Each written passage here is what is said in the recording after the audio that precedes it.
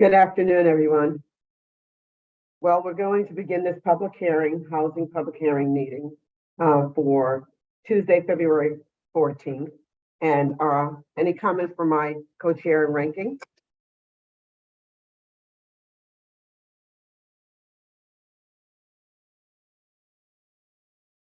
I can't hear you, Jeff. Representative Luxembourg.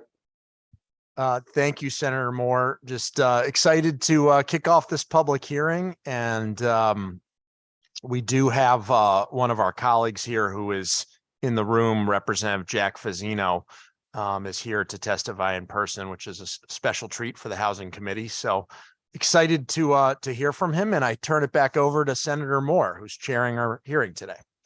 Any comments from our ranking?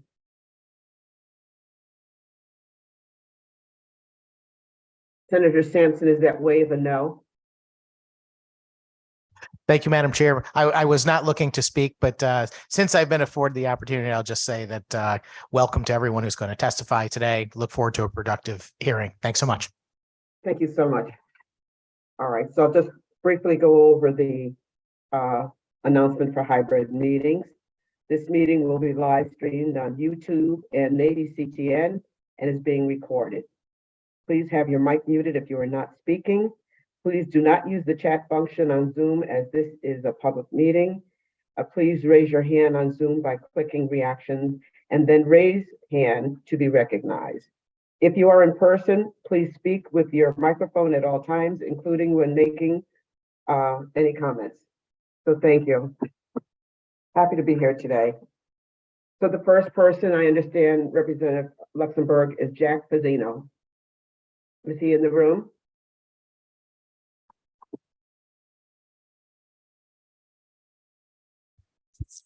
Thank you, Senator Moore. Thank you, Representative Luxembourg, Senator Sampson, Representative Scott, who I believe is in the public safety public hearing right now testifying. So we're trading places. And I'll start by saying, while I'm honored that you're treated by my testimony today, this is actually my first time testimony in a public hearing, so I'm equally treated to be in front of the Housing Committee this afternoon. I'm here to testify on behalf of House Bill 6631, which is an act concerning the Common Interest Ownership Act. And I'm putting on my hat as a property attorney right now, and also as a representative of a district where there are a considerable number of condominium communities. I can think of just a dozen off the top of my head in Berlin and Meriden alone, as well as Cheshire. So this is a very minor change in terms of language, but a significant technical change and a proactive one for that matter that I think will make business and the everyday functions of our common interest communities much smoother. And so this was a technical change that I understand that the Housing Committee has undertaken with respect to Connecticut General Statutes 47-258. And so as just a general discussion of background, every condominium functions on common charges. And so whether it's every month, whether it's every quarter, you have to pay your common charges to the association in order for the association to function. That goes toward maintenance, that goes toward everyday property management. It also goes toward supporting all the amenities that go with an association. And as the common interest association community is very diverse, so too are all the amenities that go with it. And all of these are supported through monthly or quarterly common charges. And now under the provision that is subject to this public hearing 47-258, there is a 9-month super priority lien for unpaid common charges and assessments that are owed to our common interest associations. And this lien is prior in right to essentially every other encumbrance on the property except taxes that are owed to the municipality and taxes that are owed to the tax district. So it's prior in right to mortgages. It's prior in right to other mechanics liens or any other encumbrances that would be on a property. And so because of this priority, for common charges that are owed to an association, you have to provide a 60-day notice to mortgages that have a subsequent interest in the property. And so the reason behind that is that the mortgage companies run the risk of extinguishing their security interest in the property if a common interest association chooses to proceed with enforcing its lien on the property for unpaid common charges. And the purpose of the 60-day notice would just be to notify them that, hey, there is an impending action that could pose a significant risk and in some cases extinguish your competing interest on the property.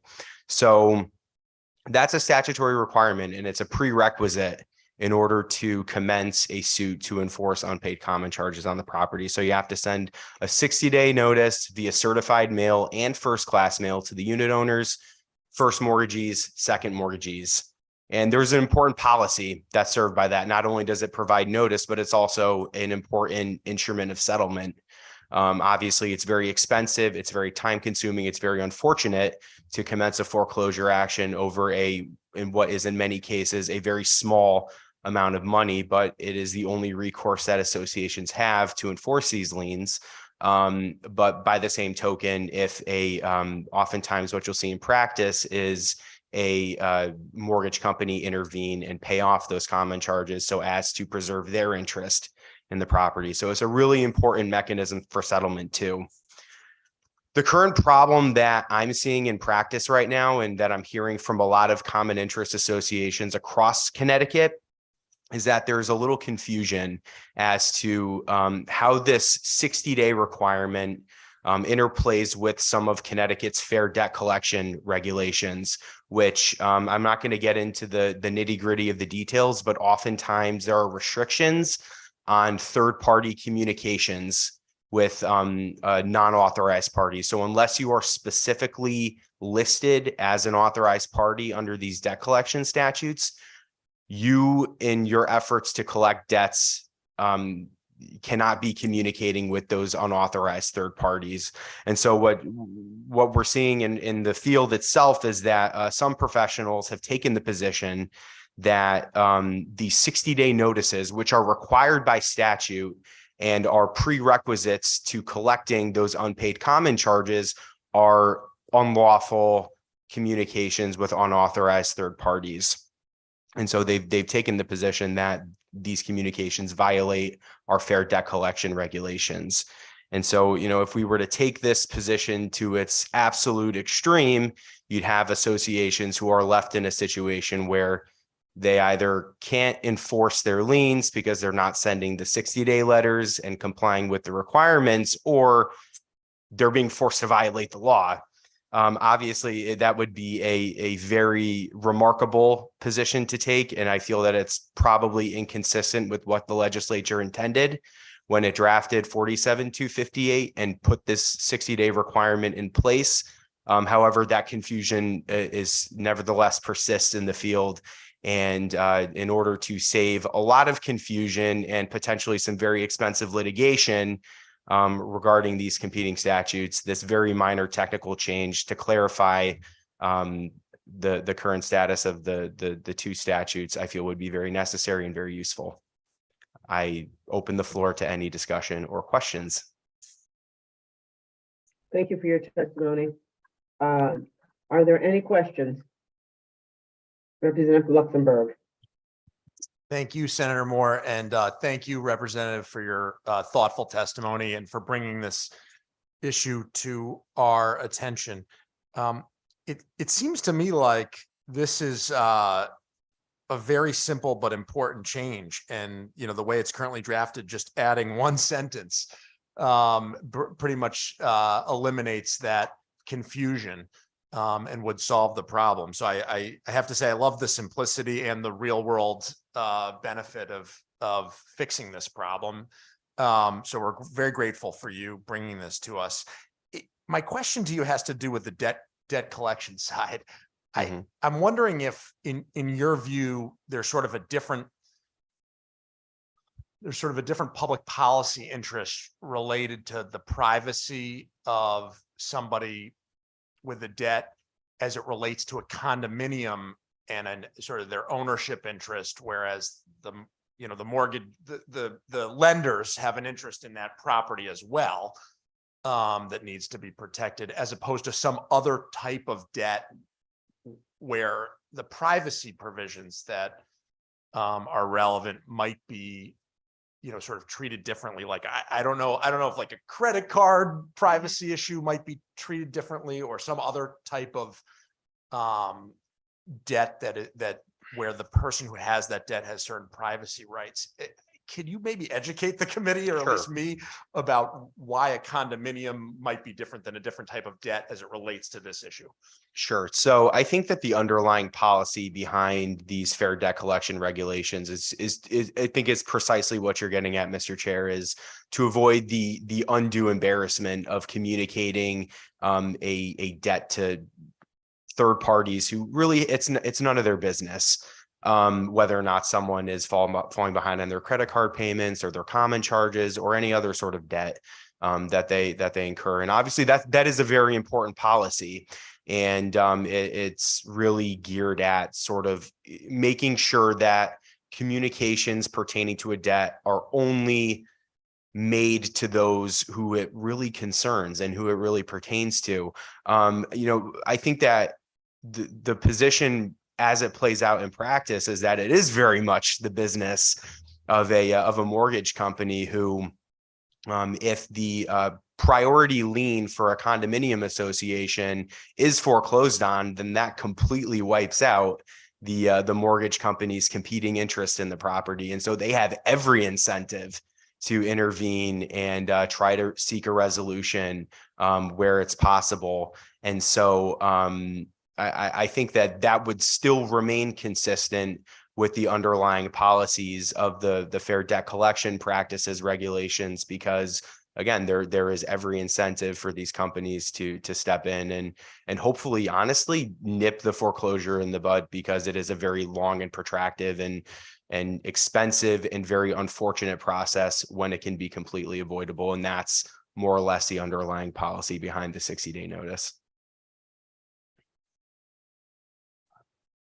Senator Moore, I have a follow-up if it's okay through you. Yes, Representative. Thank you, Senator Moore. And my follow-up question, very, very helpful explanation for the committee. But my follow-up question has to do with, like, I can understand that a lender that has a financial interest in a condominium, it is a different type of third party that, they're really relevant to the issue, as opposed to like an irrelevant third party that would otherwise get, protections under our current privacy laws. So I get that distinction. My follow-up question has to do with the association. Have you run into this, and does this legislation, in your view, impact the communications with like the HOA? So like, I guess what I'm asking is, can a condo board president or a condo board treasurer, are they involved in these notifications, or is it really just like the condominium owner who's behind on their payments and the lenders that have a financial interest in the condo? Are those the only relevant parties in here, or does like the treasurer, or the president, or the property management company get involved in these as it relates to this notification? That was a very poorly worded question, but I hope you understood what I'm getting at. So I think I'm following it, Mr. Chair, and just, I guess we'll work through it together. But so yes, I guess to answer your question very simply, yes, the condo board would be aware of the outstanding debt on the property, because involved in the, maintaining and overseeing all of the accounts on the in the common interest association. So presumably, yes, the board would know about it. And in fact, oftentimes, again, this is maybe getting a little too far, but there's another statutory requirement that the association board itself has to vote to commence an action to enforce the lien. So again, we're dealing with more statutory requirements that would involve the association in the process. So I guess, yes, like by definition, and in order to comply with the statutes, yeah, the association would be involved. And as far as, communications with other unit owners in the association, as far as these specific letters go, no. You are just sending this letter via certified mail and first class mail to the unit owners, to the first mortgagees and the second mortgagees. So you're not sending this letter to other unit owners, and the process stays within those parties that only by necessity have to be involved in the process. Thank you. Are there any other questions? Senator Sampson? Thank you, Madam Chairman. Nice to see you, Representative. Great to see you too. Fine job on your first public testimony. On the surface, this bill seems very straightforward, and I'm not suggesting it's not. I just want to make sure I do my homework and ask some pertinent questions. And I guess the first thing I would just wondering, thinking out loud, there are certain circumstances where some of these are public notices. Like, for example, if a mortgage company is going to begin a foreclosure action on a particular condominium unit, for example, they're going to file a lis pendens with the town, which is a public notice. I'm curious whether the condo association has to do something similar. That's, I guess, the first question. And the other part is really, when is a request or a notice for a debt collection actually become something that runs afoul of the debt collection statutes you mentioned? Simply sending a bill for the condo dues it certainly doesn't do it. But does it have to be a late notice, or does it have to be a foreclosure notice before it reaches that level? I guess I'm trying to figure out where this fits into the equation. Through you, Madam Chairman. Thank you for that question, Senator Sampson. So a couple, so I'll start with the lis pendens part of the question first. So that would be, that is part and parcel to commencing an actual litigation action against the unit owner for past due common charges. So that would be considered along with, so you would draft the complaint, serve it upon the unit owner and all subsequent interested parties who have an interest in the property. You would also then have your summons that names all of the relevant parties to the litigation, and you would file that lis pendens with the town clerk or city clerk in the municipality where the property is located. So that would be all under the umbrella of litigation. That is, my understanding, considered a very different process than the actual debt collection process. So you're almost taking it toward, we're talking about two completely different things.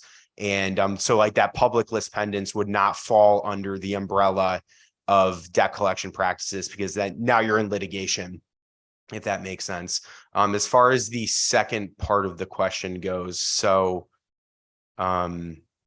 forgive me, Senator Sampson, could you please just repeat the second part of that? Sure. I was just asking, at what point does it become a debt collection? Is it just a bill, or a late notice is now, a debt collection, or is it some further action? And you've already eliminated, obviously, the legal action. Yeah, it would have to comply with, there are certain requirements that are, and to be honest with you, I don't have them off the top of my head right now, but they would have to meet the requirements set forth in the debt collection statutes and regulations that we have.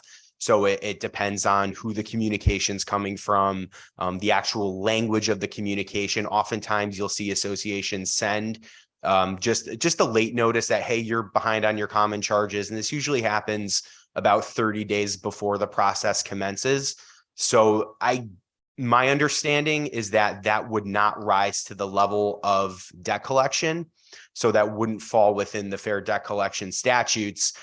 However, then if they do decide to escalate it to the next step of the process, and there's a subsequent notice that comes from, let's say, an attorney's office or a third party entity who by definition is associated with debt collection, and there is a some certain stated and there are disclosures on the, as there should be, to comply with the regulations, then that would rise to the level of debt collection. But it really depends on what the content of the communication is, who it's coming from, and how it's presented.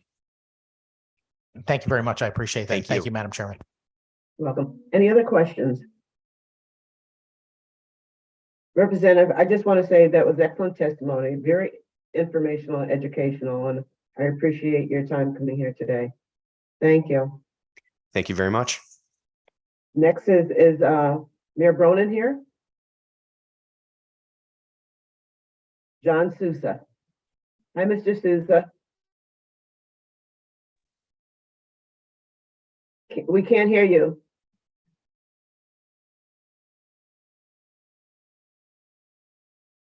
We don't hear you.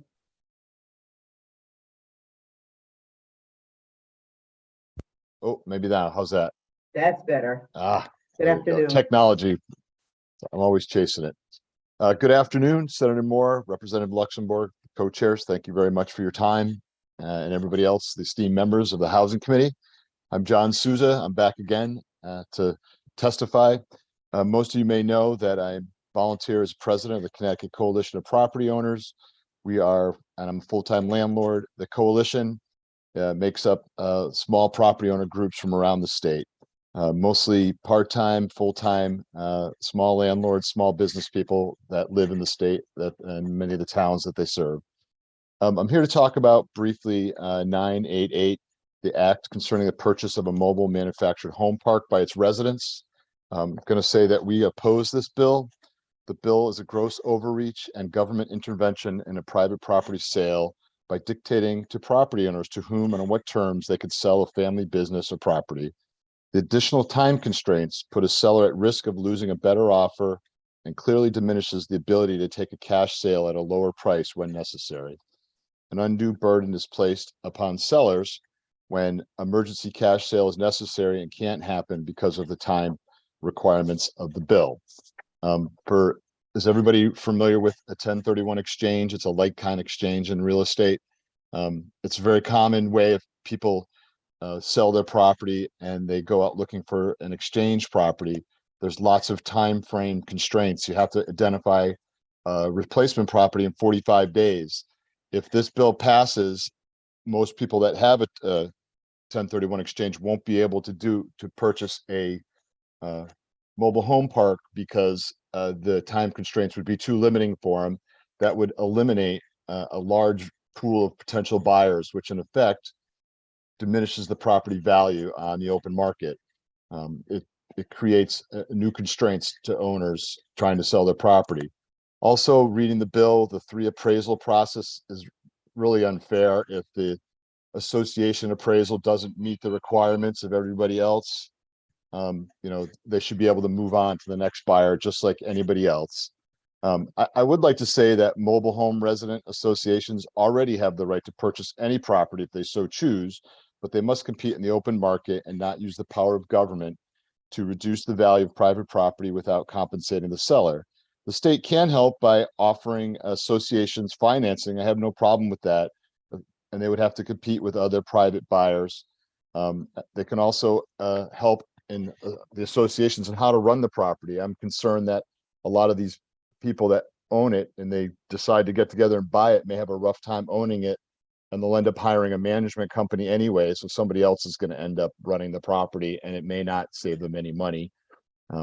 So that's my testimony. It's pretty straightforward. I'm a little nervous about government dictating, sales and how they would work. I don't think that's a good idea to let that start in the state. I think that the free market is a great way to do things, and then we should continue to do so. So thank you, and I will happily answer questions if you have any. Thank you, Mr. Sosa. Are there questions? Representative Luxembourg. Thank you, Madam Chair, and thank you, John, for being with us and your thoughtful testimony.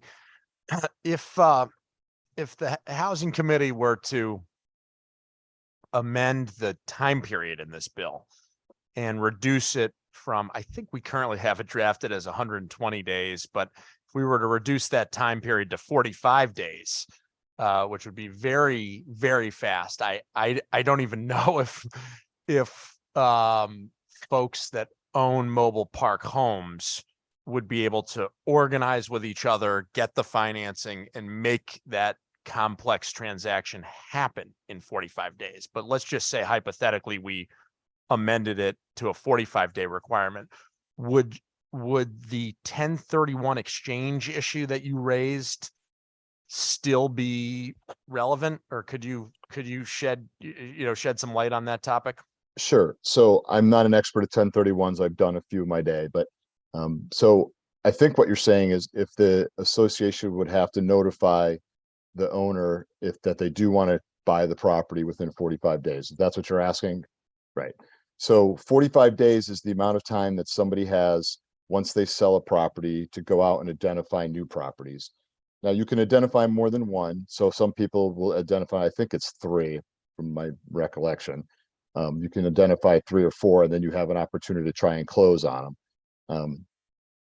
45 days is still longer than, the amount of time, even if they went the next day and say, hey, I have a property, they're not going to overlap. They're going to overlap each other. So in other words, yes, I want to buy it. Okay, I'll give the association 45 days. And the guy's like, well, I need to know in the next 2 weeks or a week, you understand, I'm going to go identify another property. So that's the big hang up. And quite frankly, a right of first refusal is actually worth some money, believe it or not. People don't generally give it away. They go out, if somebody wants a right of first refusal, you ask for money for it, because a lot of times like commercial properties will ask for it. If you sell the building, we want the right of first refusal, and you're like, well, that's fine, but I want an extra $10,000 worth of rent this 2 years or whatever.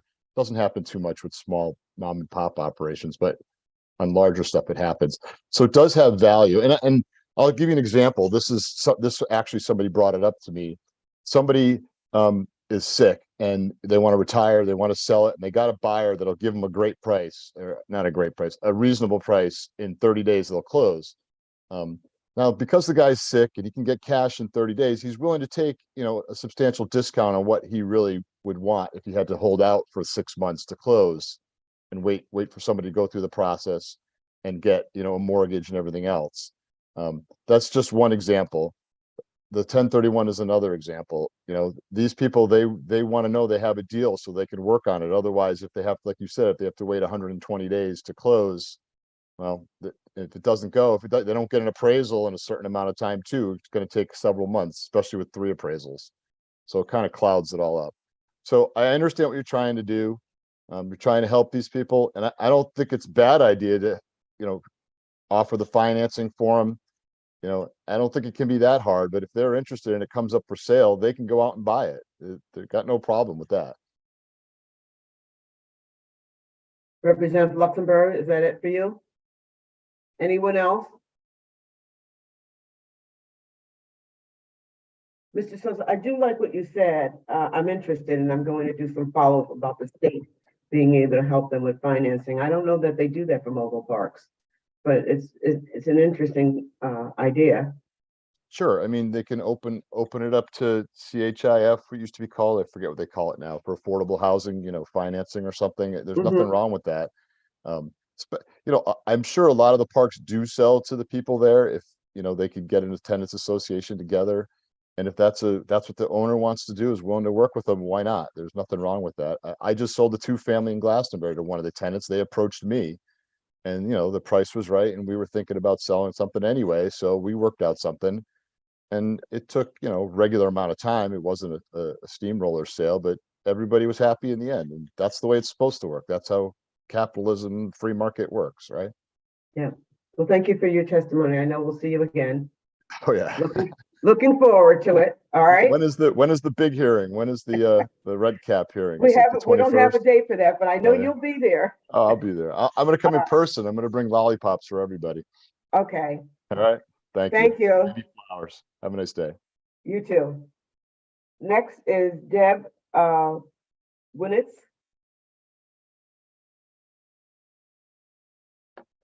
New England Region Director. Yes, thank you, Madam Chair and the committee for Would you having me pronounce here. your name for me, please? I'm sorry. Deborah Winowitz. Winnowitz, thank you. Thank you. Thank you, Madam Chair, and thank you for the committee for having me here today. I am the Rock Association New England Director. I'm also a resident of a resident-owned mobile home community in Halifax, Massachusetts. We are an over 55 community.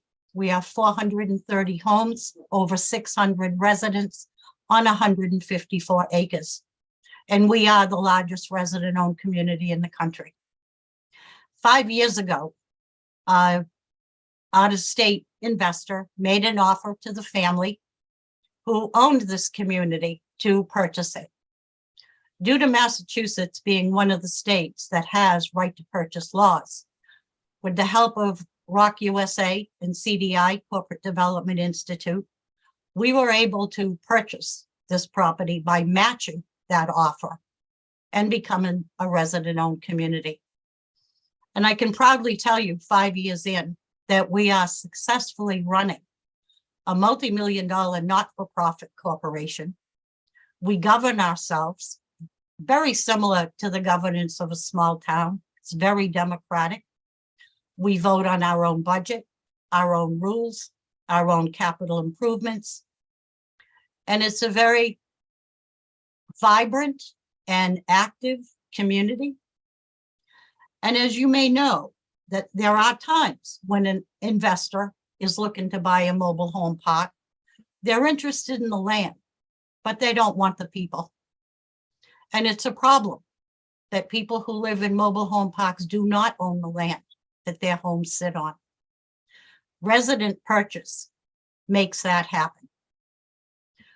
My community, we are now secure, we have peace of mind, and we have preserved a large block of affordable housing in this country, which is badly needed. My community's 55 and over. We have seniors who can now age in place with the peace of mind that that land cannot be taken from them and they cannot be forced off of it. We are grateful for the right to purchase laws in Massachusetts. And I think it's something Connecticut should seriously consider. And I thank you for having me here today. Thank you. Are there any questions or comments? I see none. Thank you for your time and your testimony. Thank you. Next is Kenneth Dolohary.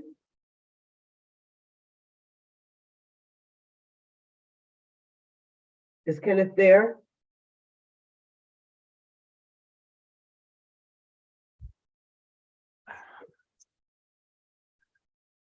Good afternoon. sir. My name is Kenneth D. Delory. I reside at Cedar Springs Mobile Home Park in Southington, where I'm a member of the Park Communications Committee. I'm also a member of the DCP Mobile Manufactured Home Advisory Council, and I'm president of the Connecticut Manufactured Homeowners Alliance.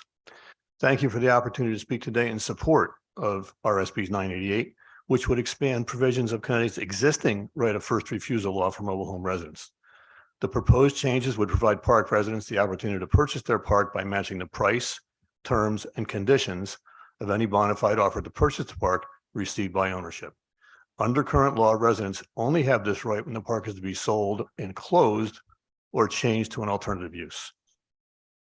I first became aware of Connecticut's right of first refusal statute subsequent to October 30th, 2019, when Cedar Springs was acquired via merger of Jensen's, a former family-owned business headquartered in Southington, with Michigan-based Sun Communities. Residents were informed of the transaction the next day. There was no opportunity to purchase offered to us.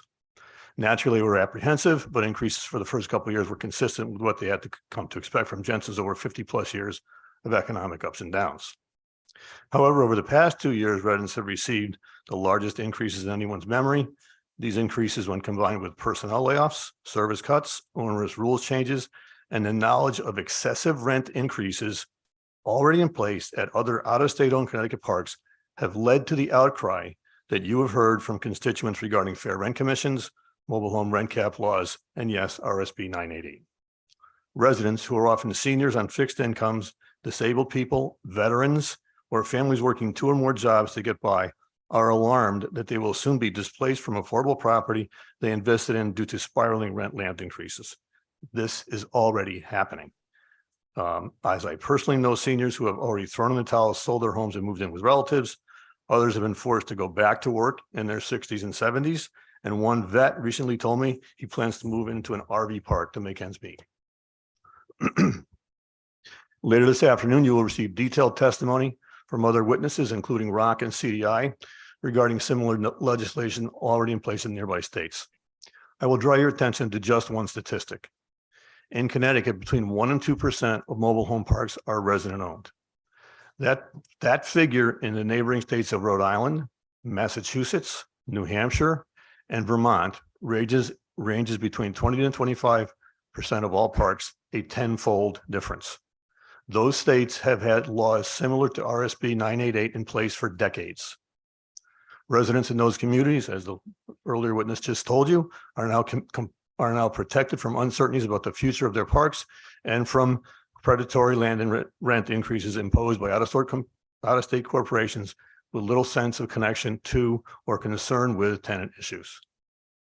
You will also hear testimony from Al Riz, Vice President of the Alliance and former President of Ryder Woods, one of the Connecticut resident-owned parks. He will explain the services provided there, land rents charged, and the organizations and circumstances involved in creating Ryder Woods some 25 years ago. Finally, I'm surprised that people don't know this, you will receive written testimony from the Connecticut Housing Finance Authority, which 2 years ago created a financing program for purchase of mobile home parks by residents. However, at present, that program is a solution in search of a problem, and passage of RSB 988 will remedy that situation. And I've included a link to the CHAFA program in my submitted written Excuse me, testimony. we're at 3 minutes. If you could wrap it up, please. Done. In conclusion, Connecticut mobile home residents have seen the handwriting on the mobile home wall and recognize the light at the end of the land increase tunnel as the oncoming train of displacement. Residents are looking to local, state, and federal officials for options to help preserve mobile home, manufactured home as one of the few remaining sources of unsubsidized affordable housing in Connecticut. A robust and enforceable RSB 988 would be one step in the right direction and is long overdue. Thank you for the opportunity to speak. Thank you for that testimony, but also thank you for that clarification for TAPA and the mobile homes. I appreciate that. Are there any questions? Representative Luxembourg. Yes, I don't know if you'd be willing to come back up to the mic here, just in case other members have questions too. No problem. My first question is, I thought your first name was David, and I see it listed here as Kenneth. So I would like to just know that what your name is correctly. A lot of people have this question of me. My full name is Kenneth D. Delory. And my parents call me Dave since birth. So I feel like I should put my full name when I register. Okay, fair enough. I had this fear I was calling you the wrong name this whole time until now. So I just You wouldn't be the first. Okay, so you go by David. Yes. Fair to say. All right, Dave, we appreciate you coming forward and certainly appreciate your testimony. Can you enlighten the committee on the time frame that the owners would have to exercise this issue of how long would owners have to exercise a right of first refusal to purchase a How park? long the owner, it would be the residents who would. The residents, yeah, the owners of the mobile homes, how long they would have to, because the reason I'm asking is I think different states around Connecticut maybe have different. I believe lengths it's of what's time. written into our state was preserved from the prior statute, and I think it's 120 days. Don't hold me to that, but I'm pretty sure it was preserved from the prior statute. Do you know if other states have require it to happen more quickly There- or more slowly? You'll hear from, there's a representative of CDI who's coming in later, and they are very active in the process of converting mobile home parks from private to cooperatives. And I don't know what they recommend, but I know that it can be done much more quickly than what we have in the statute. And I think she'll tell you that. Okay. Thank you very much. I don't have any further questions, so I'll turn it back to Senator Moore. Any other questions? I think Senator Sampson may have a Senator question. Sampson. Thank you, Madam Chairman, and thank you for being here, Dave. Yep. Appreciate your testimony, and obviously, you know, I represent Southington, and I certainly have concerns about the residents that live over there at Cedar Springs. I guess you and I have talked a little bit offline about this policy change. I'm wondering if you could just give me a few more specifics. You mentioned in your testimony about personnel layoffs, service cuts, onerous rules changes. Can you lay out any of that for me? I'm Sure. curious to know what's going on. Sure. Madam Chair. So Jensen's, as you know, was a Connecticut-based corporation. They had parks up and down the East Coast from New Hampshire to Georgia, I believe. And so they had a whole operation there of local residents that were living in the area, paying taxes, earning salaries, buying and participating in the local economy that are no longer there because those jobs are now in Michigan. I have been told by residents that number approaches 20 people. And that was more or less confirmed by one of the people that's still there. The rules changes have involved some services that Jensen's used to provide. The one that is the most challenging for residents is the homes used to have heat tape, which came into play this past weekend or last weekend because a lot of homes froze up during that cold snap. Jensen's used to provide a heat tape inspection every year. Now, right after they took over, Sun Community said, well, we're not going to do that anymore. You guys are responsible for that. Other than that, it's little things like they used to say, we're going to trim all the shrubs around all of the homes. They don't do that anymore. They say they only trim the shrubs along boundary lines. So that's something the homeowner now is a financial burden on the homeowner. There's other things that are more or less an irritant, like changes to dog policies, which is not really financial concern. The one thing that I'm concerned about that I haven't raised with anybody yet, and because I really don't know how to, is Sun has a policy that they were going to put a double wide into any site that can possibly fit it, which has resulted in some really cramped sites now since they took over, and it's an ongoing problem. And they have a policy that they will not construct any retaining walls on sites that result, slopes that result from a wider home often create a steeper slope on the new site. And that has been something that people have been concerned about. What was the other thing that we talked about, or you were asking me about? I was just asking you about the individual items you had mentioned, but I appreciate that information. And can you tell me how much the rent has increased? So not this year. Last year it was just under 5%. This year it was just under 8%. And I also said in my testimony that, those numbers standing alone do not look terrible. However, it is a burden for a lot of our residents on fixed income. And as I said, I know of rent increases. I think you met one of the ladies at a previous hearing from Beacon Falls. Their rent increases over the last 3 years total 33%. That park was purchased at the same time, almost to the day that that Jensen's was transferred to Sun Communities. And there are parks around the state that are significantly higher than they are.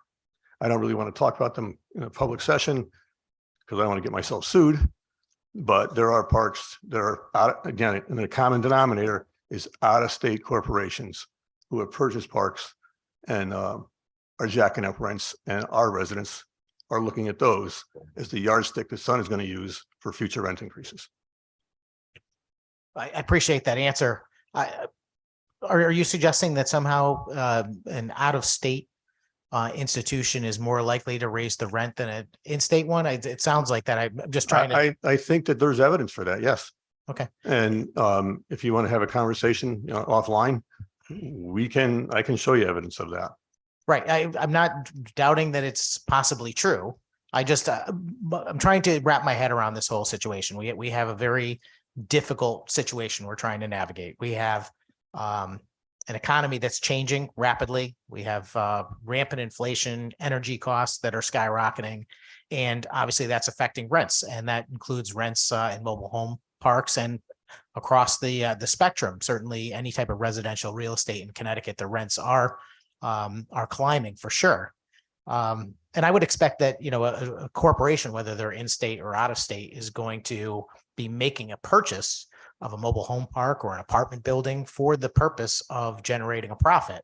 And obviously the thing that prohibits them from making an excess profit is competition.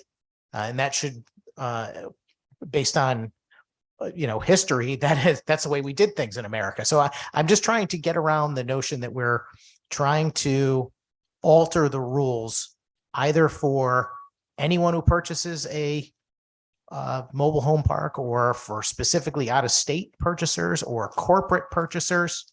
Let me ask this question. Have the residents at I forgot the name now, Cedar Sun. Springs. Fun, Yeah, fun that's right. community. Yeah, I was trying to think of the park name. I had it. I was thinking Jensen's. I've always called it Jensen's, even though I know it's Cedar Springs. Have they organized in any way to maybe potentially make an offer to make a purchase, or? I can say that, well, no. And as I said in my testimony, I'm on a DCP advisory council. I used to serve on there with Keith Jensen, who was formerly one of the vice presidents in the company. And there were rumors floating around for a year that the company was going to be sold. And I said, Keith, can you let me know so I can buy some stock? And so, of course, we found out the next day that the property that was on the market was sold. And it was sold for $342 million. Mm, 230 million of that was they issued new stock, and 68 million was paid in cash. So that kind of an offer, residents are not going to be able to manage. But if they had offered residents of that was for the whole corporation. Residents of the individual parks had 988 been in place and had the CHAFA funding been in place, which it was not in 2019. I think that even with a shortened period of opportunity and the help of CDI and ROC, they could have done it because it's been done in other states. It's been done quite frequently. And all we're asking for is for Connecticut to get with the times so that, at least one option for affordable housing that the state and the country is struggling with can be preserved by offering residents an opportunity that, they can turn down the opportunity. It's just a right of first refusal to give residents the opportunity to make that kind of to take that kind of a action that you're talking about organizing. And that's what we're advocating for. Yeah, no, thank you for the comments, Dave. I looked up Rock USA while we were sitting here, and I noticed they have quite a few resident-owned communities across the country, including the one that you mentioned in Connecticut, which to me is an indication that it can be done even here and without this change in the statute. Yeah. And as you mentioned, there are new opportunities, the CHAFA program and so forth. I guess what I would say, just from free market standpoint, looking at this, more than anything, the concern is the delay that we would be causing the rightful owner of the property association, including if it was resident owned. The problem there is that, the market changes. If you're going to hold off the ability for a seller to sell property that they own for a whole year, the market can change. They may lose another opportunity to sell it to a more capable buyer.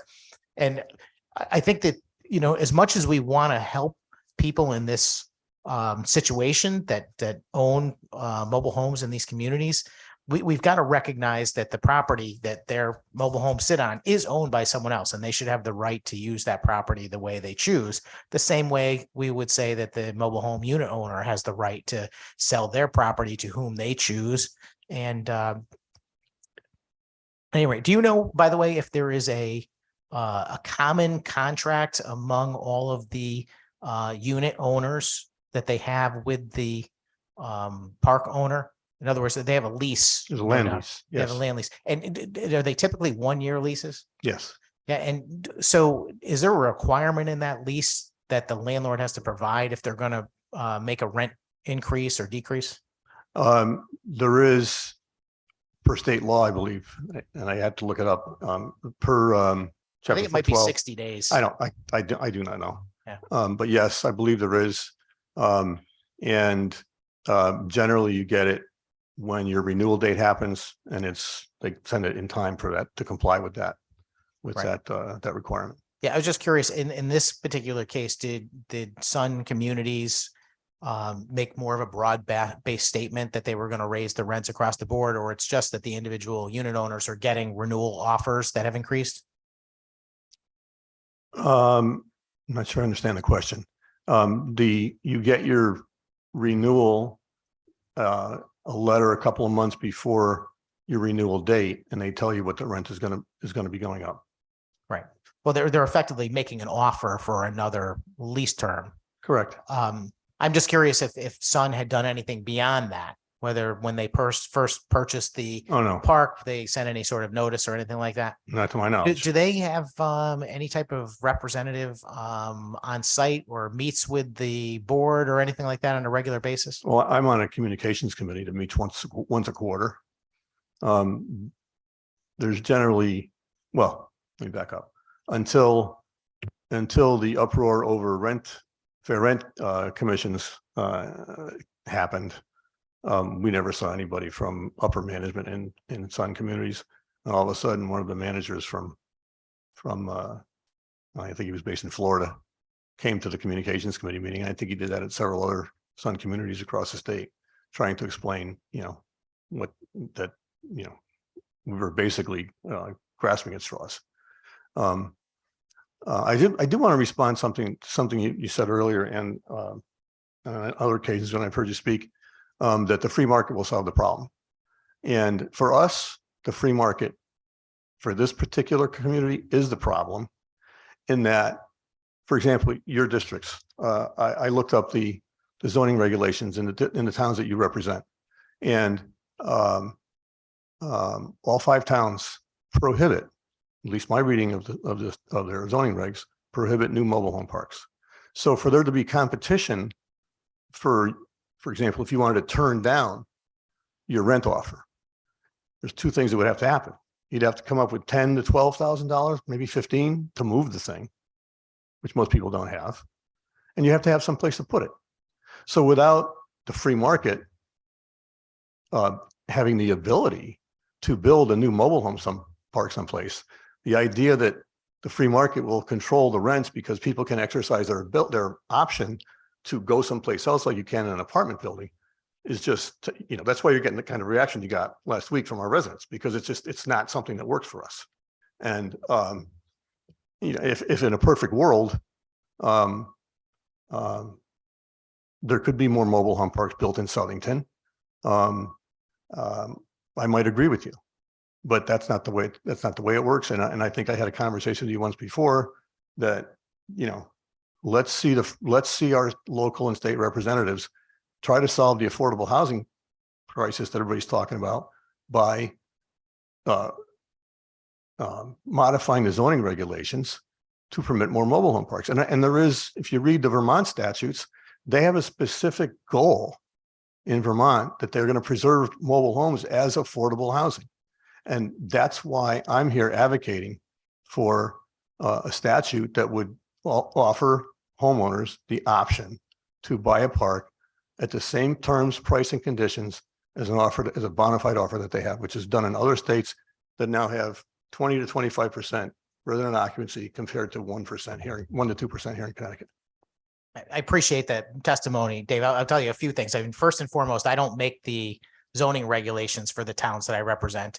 And I'm not aware that mobile home parks cannot be built in those 5 towns. I don't think that's accurate.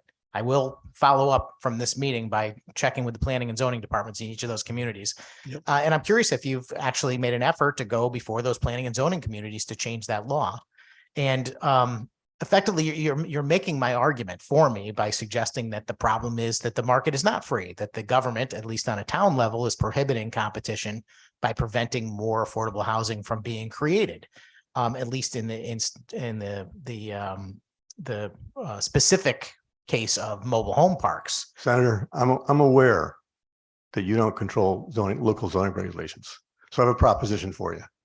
Let's you and I go to a town council or zoning board meeting in Southington or any other town in your district and see their reaction to let's change the zoning regs to allow more mobile home parks. I'd be happy to do that. I'd welcome the opportunity. I'd like to see the response because mobile homes can be more than trailer parks. They can be sources of quality, safety, and places where people can live out their lives in their golden years. If there's free market competition, I guess, or if there's a way for people to exercise in an absence of a true free market, there's a way for people to exercise an option to purchase the park, then, maybe we can meet in the middle, but I don't see that happening. I don't see, because of the past history of the stigma that's attached to mobile home parks. I don't see that happening. And if I'm wrong about those zoning regs, I got that line and read them all. I'd be happy to be corrected. Thank you very much, Dave. And I don't want this meeting to get away from us. And I think we're supposed to be having a communication through the chair, and I'm supposed to be on a fact-finding mission, and we're instead having a conversation. And between you and me, I'm sympathetic in very much to the folks on fixed incomes that are facing difficulties all across the board. I have many people that live in my district that are facing, the inability to stay in their homes because the property taxes are rising. My own parents are really struggling with the electricity rates. They have electric heat in their home. So, there are a lot of challenges. People are elected at different levels of government for different things. I'm not even a resident of the town of Southington. I don't even get a chance to vote for my planning and zoning officials there. You do. And so did the members of the community that you represent. And they should be exercising their ability to change the policy on a local level, just as you're here today trying to change policy on a state level.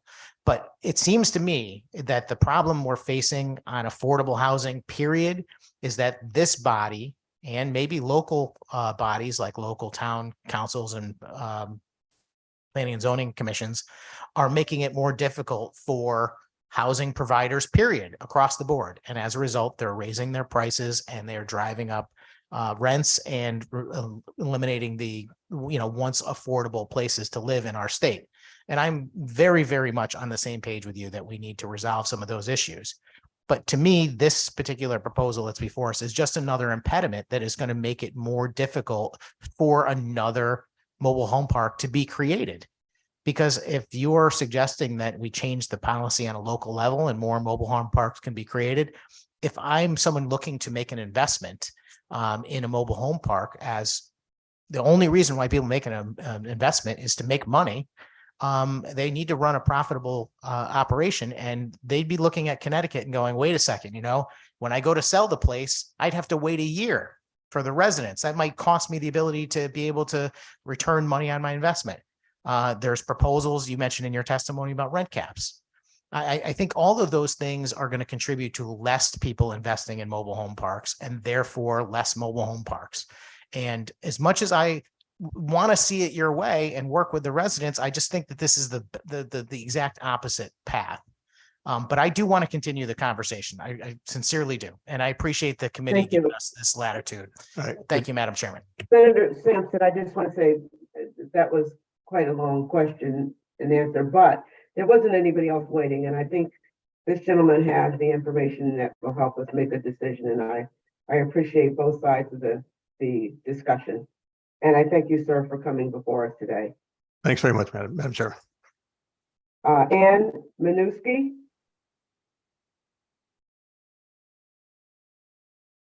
Can you see her on the screen? She's remote.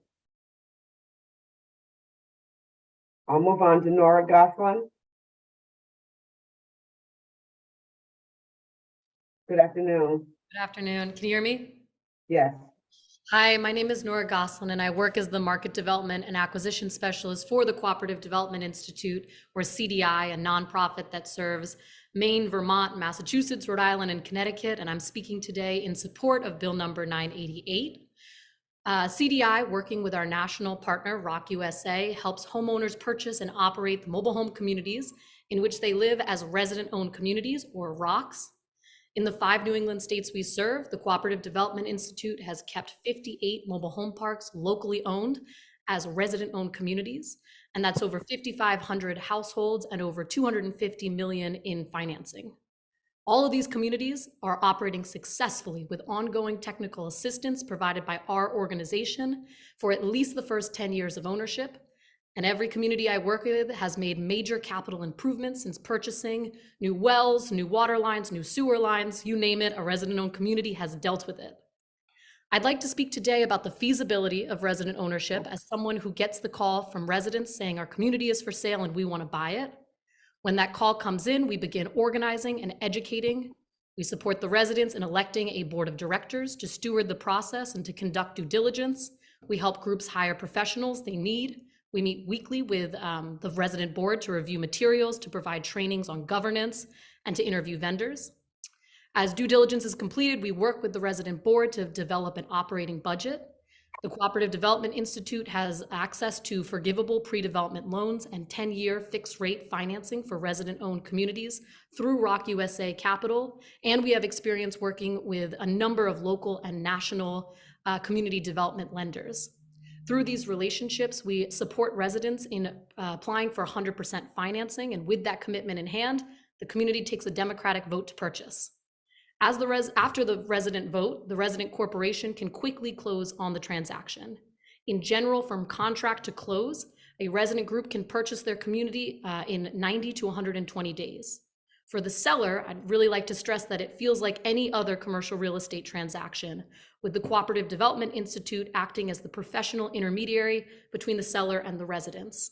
Sellers end up getting paid fair price, and they benefit from residents being motivated buyers, not impediments, and they're looking for reasons to close, not reasons to back out. Today, we support only one resident-owned community in Connecticut, which is Ryder Woods in Milford. In Mass, New Hampshire, Vermont, where state statute gives homeowners notice and allows them to make a matching offer to purchase their community, there are over 200 resident-owned communities that we support and our partners support. Without a statute that gives homeowners a meaningful chance, most communities these days are sold to investment groups and out-of-state buyers without any advertising or notice to the homeowners who live there. We would love the opportunity to support other resident groups buy their communities and to preserve their affordable housing. Bill number 988 would make this possible. Thank you for the opportunity to speak in support of such a key piece of legislation. Thank you, Ms. Goslin. Any questions, comments? Representative Luxembourg. Thank you, Madam Chair, and thank you, Nora. In the states that you've helped these associations with the financing and purchasing of the parks, what's the shortest time frame you've been able to get one done? We could do it in 90 days. I mean, we could probably do it in less, but it is a pretty tremendous organizing effort. So Massachusetts is the state that we do the most transactions in at Cooperative Development Institute because of the strong legislation in place and because of the number of communities. And there they have a 45-day notice, 90 days to get a commitment of financing, and technically by the law, an additional 90 days to close, but we do not need to make use of that full 90 days. We can do it in less time.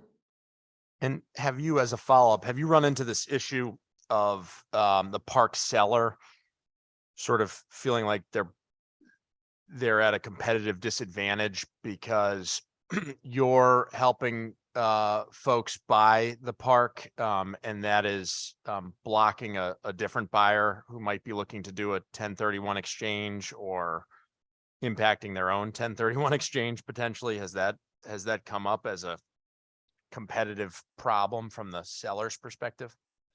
Typically, I mean, the short answer is no. My role is also working with sellers. And so I'm definitely, when I start talking with a seller, I stress that we're not there to like waste your time, kick tires. And in fact, a lot of sellers find that there's an advantage with the residents because unlike a large private equity or real estate investment trust who's considering a number of deals, the resident group is only interested in buying one community. And they're working with, professionals who have done, dozens, almost, a number of these transactions. So we can get it through pretty quickly. So the short answer is no. And if we know early on in the process that there's going to be an issue, we're very communicative. We do not want to waste sellers' times, and we understand that there's a number of reasons why they want to close quickly. I just one more follow up, and I'd love to have you shed some light on the appraisal process, which is not something that I think we've talked about yet in this committee, but I think is interesting. I'm wondering if what your experience has been with the appraisal process. Have you had scenarios where you've been helping folks to purchase the property and the agreed upon price has come in higher than what the appraisals show? And what happens if there's a disagreement between the appraised value and the value that the residents and the seller have agreed to? How do those negotiations play out, and how does that affect the financing? And I guess what I'm really getting at here, to clarify the question, is, are there scenarios where the resident owners can come together, access your help putting together the financing of the deal, perhaps also work with CHFA, which has a financing program? Are they able to pay more than the appraised value, or are they capped at they can only pay up to the appraised value? What does that look like?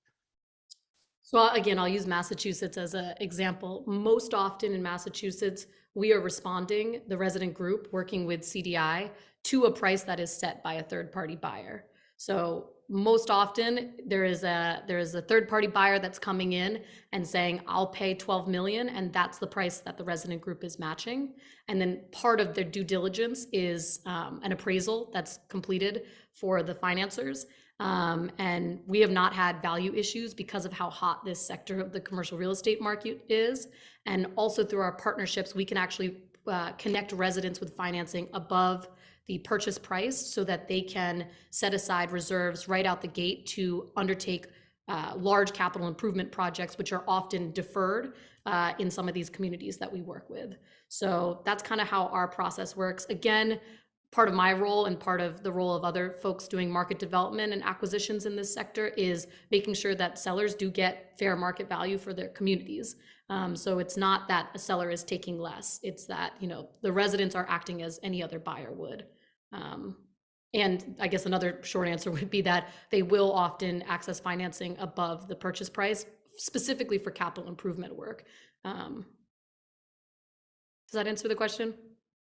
A little bit, but I just one more follow up just to get clarity on that. I guess what I'm wondering is, I'm trying to figure out if there's a way to offset the detriment to the seller in being forced to wait because of a policy that creates a right of first refusal, whether that's a 45-day wait, which it sounds like would be impossible. You wouldn't be able to structure any of these in 45, but whether it's a 90-day wait or a 120-day wait or a 365-day wait, whatever the waiting period is, I think what we're learning in this hearing is that there is a cost, real or never actualized, depending on the scenario, to the seller for being forced to wait when a right of first refusal policy is put in place. And I'm wondering if there's a way to counteract that at all. Like, can in the buying process when the owners come together, so can can a deal like this be financed? Forget about capital improvements. Forget about borrowing more than the purchase price to take on capital projects.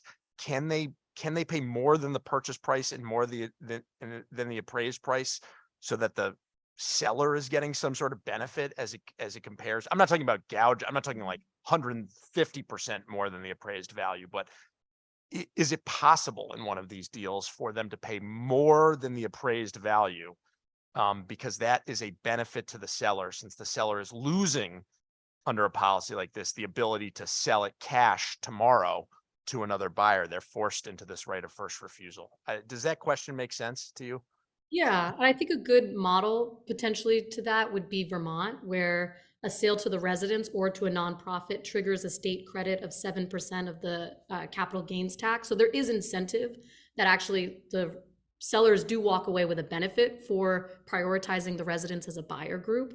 So something like that, rather than, in our opinion, at CDI, rather than extract that value from the residents, the idea being that like the state or the legislation can basically covers, like provide a benefit to the sellers for investing in their residents, investing in the affordable housing, not having to have those residents displaced and then house them in another situation. Their homeowner's already in place. So something like that could be incentive. So just for clarity's just for clarity's sake for the committee here.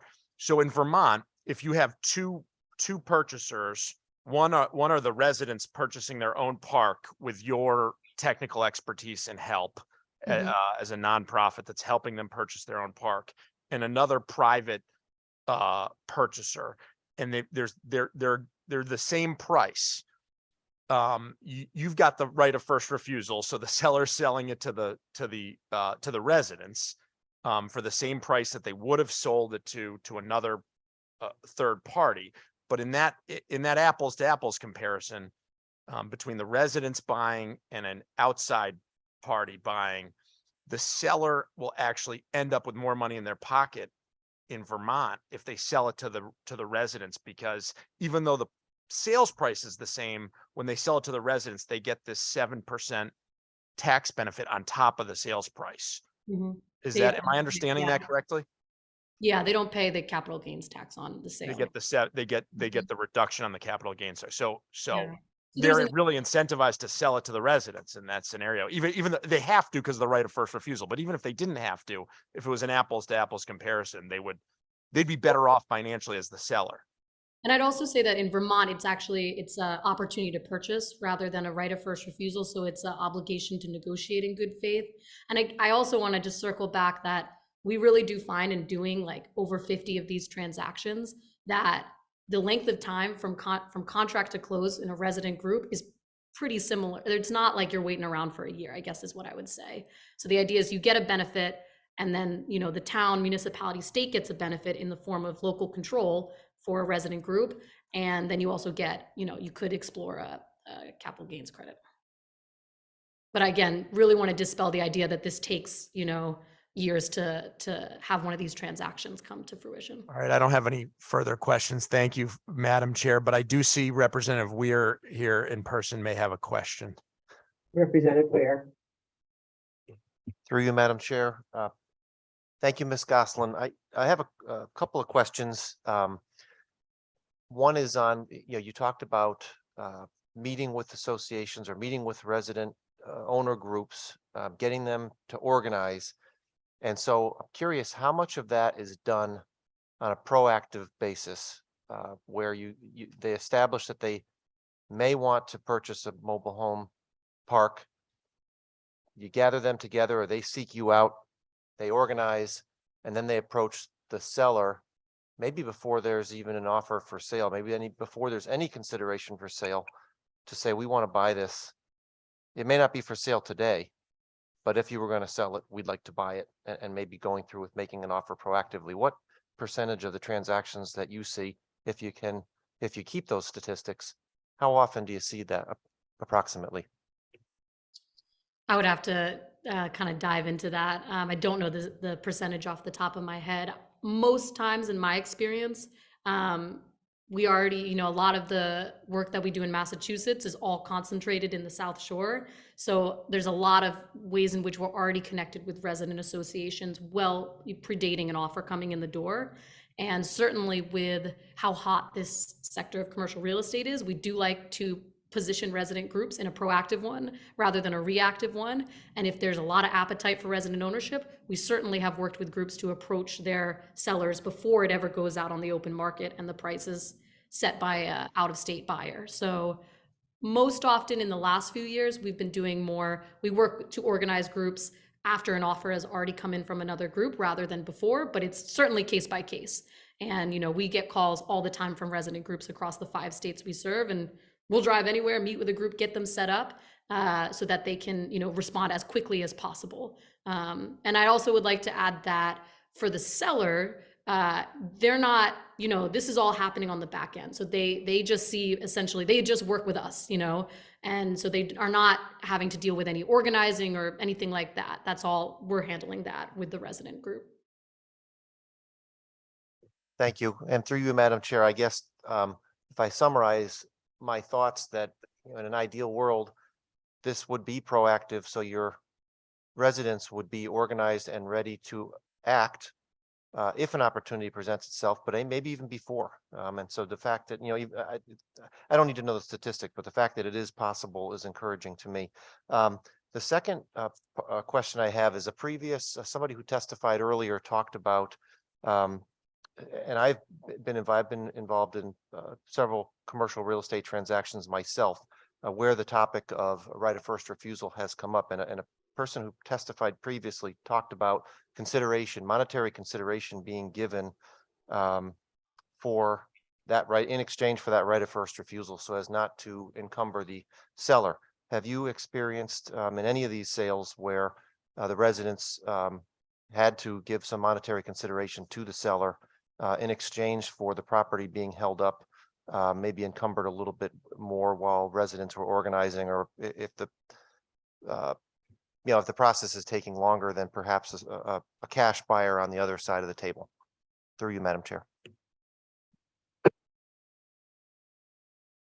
In my experience, it's what has gone on in Vermont. So it doesn't come at the resident association paying a different price than what a third party would pay. It's in the form of a credit on the capital gains tax. So that would be my experience. And I know that Mary O'Hara from Rock USA will speak after, and she can offer an answer to that on a more national scale since they work across the country. Okay, thank you. Thank you. So no, thank you. Any other questions? Senator Sampson. Thank you, Madam Chairman, and thank you very much for your testimony today. I just trying to understand exactly what CDI gets for their effort in the transaction. It seems to me like, you know, the owners of a typical mobile home park, even together, I don't know without looking at the statistics whether or not they could effectively make a purchase on their own without the assistance of some outside help. And we did touch briefly on something we have in Connecticut created by the Connecticut Housing Finance Authority. But I'm just curious how CDI works. Are they putting in the majority of the money and then charging it back to the unit owners later as members? I'm doing a little reading on the Freddie Mac website about how these things are typically structured, and just trying to learn my way to see and understand what's CDI's role in the purchase. What do they get out of that transaction? And then what is their role after the purchase is made? Do they stay on to manage the operation or anything like that? Through you, Madam President. So the Cooperative Development Institute, we are not a financer, so we're not a CDFI. We don't put forward any of the costs of actually purchasing the community, but we're sort of the boots on the ground, the certified regional partner of the national nonprofit Rock USA, and you'll hear from someone from Rock USA right after. And Rock USA has a subsidiary that is a CDFI that does do the lending. They only lend to, you know, resident associations that are seeking to buy their communities, and the earnings on those loans to the resident association are used to make new loans to new resident associations to spread this model. It's a limited equity model, so we definitely don't have resident groups where we're knocking on people's doors and saying, okay, your share buy-in is $20,000. Because of the populations we serve, that's just financially not realistic. So instead, there's a nominal buy-in membership fee typically set at $100.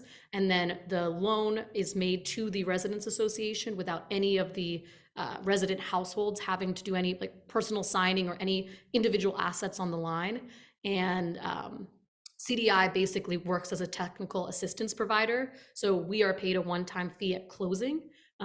If the resident group decides to buy, if the resident group, if there was a scenario in which they went through the process and decided not to buy, we do not charge anything. And like I said in my testimony, the pre-development loan is a forgivable one as well. So if something comes up in a transaction like a multi-million-dollar oil cleanup and it's just financially does not make sense, those costs of pre-development exploratory due diligence are forgivable from Rock USA Capital. And the thinking there is that you need to spend this money to understand what you're buying. It's not a meaningful opportunity or right of first refusal if you don't know what you're buying. So that's a piece of it. I think I covered part of your question about how CDI gets paid. And then we stick with resident groups for the life of their loan. So we provide ongoing technical assistance. We have groups that we support that are 13 years old. We have groups that we support that are purchased last summer. And we just really make sure to steward the residents through this process. And we're paid typically an ongoing servicing fee by the lender to basically lower the risk of investing in a new resident association for them. And also we operate on a not-for-profit basis, and I would just say Rock USA also operates as a nonprofit 501c3. Thank you very much for that information, Nora. I appreciate it. And certainly, I guess that means I should ask some of these questions to the Rock USA representatives. But just two more quick questions. One of them is, does CDI work with any other organizations besides Rock USA? And second, it seems to me that if Rock USA has their own funding opportunity, they're handling the financing, but they can't effectively charge the residents the full amount that would happen in a typical traditional loan. Does that reflect in the maintenance fees over time? Through you, Madam Chairman. So the first part of the question is, yeah, we have experience at Cooperative Development Institute working with a number of lending partners, depending on the state we're in. So we've worked with the Vermont Community Loan Fund. We've worked with Genesis lender, which is a lender up in Maine. We've worked with lenders like Eastern Bank, TD Bank. We've worked with other sort of cooperative lenders, and we've worked at the state level. So we've worked most recently with Mass Housing. A program like CHFA's program is something that we could work with as well. Absolutely. So it's a number of lending partners. It just happens that often the best financing package is provided by Rock USA Capital because this is sort of their bread and butter, but that's not always the case. And certainly when we've worked with groups that have been around for a while, they can refinance with other local lenders and credit unions. The second question I'm now trying to remember. I don't remember the second question. I think it was about how, yeah, if you could repeat the question, apologies. I got jazzed on the first one. Certainly. And through you, Madam President, I was just asking that because the unit owners are not necessarily as capable of making the purchase as maybe an investor is or some other entity, folks on fixed incomes, et cetera. I'm assuming that Rock USA or whomever has to give them extraordinarily beneficial terms as far as the loan repayment goes. And I'm just curious how they end up making that work. The money's got to come from somewhere, and I suspect it's in the maintenance fees over time. And I just wonder if you could speak to that. Through you, Madam Chairman.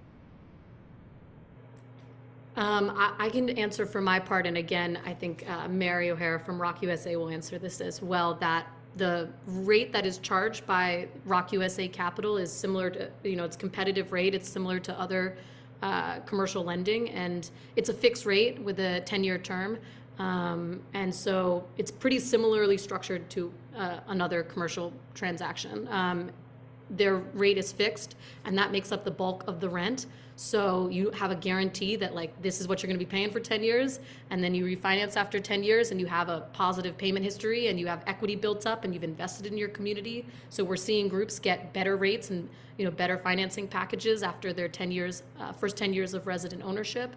And then the only other cost on top of the fixed mortgage payment are your operating costs, which vary slightly, and we build in buffers. They run surpluses, the groups that we support, every year as part of their loan agreements.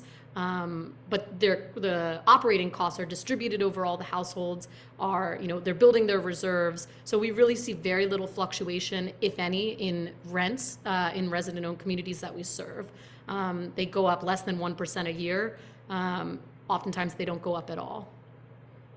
So it just comes down to the rent, and the bulk of the rent is the mortgage payment, and the mortgage payment is fixed and it's a competitive rate. So it's not like Rock USA is covering, covering anything. Thank you very much for that answer. I guess that I've got to follow up with the next person on our list, really, to get to what I'm looking for.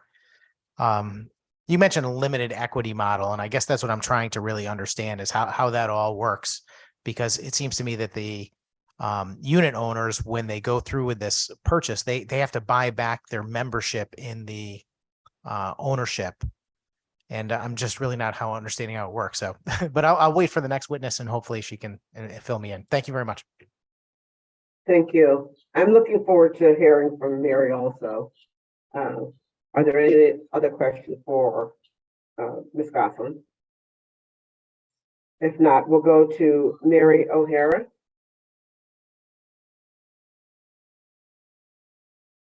I'm here. Can you hear me? Yes, I can. Okay. Thank you. Hi. Hi. Madam Chair, thank you so much. And members of the committee, I appreciate the opportunity to speak with you today. And I will keep my comments short, and I'm happy to answer any questions and certainly can respond to some of the things that have been raised thus far. Just to set the stage, Rock USA is a nonprofit social enterprise. Our mission is to make resident ownership viable for homeowners in manufactured home communities across the country. SB 988, Senate Bill 988, provides homeowners in Connecticut with this opportunity to purchase the community that they live in.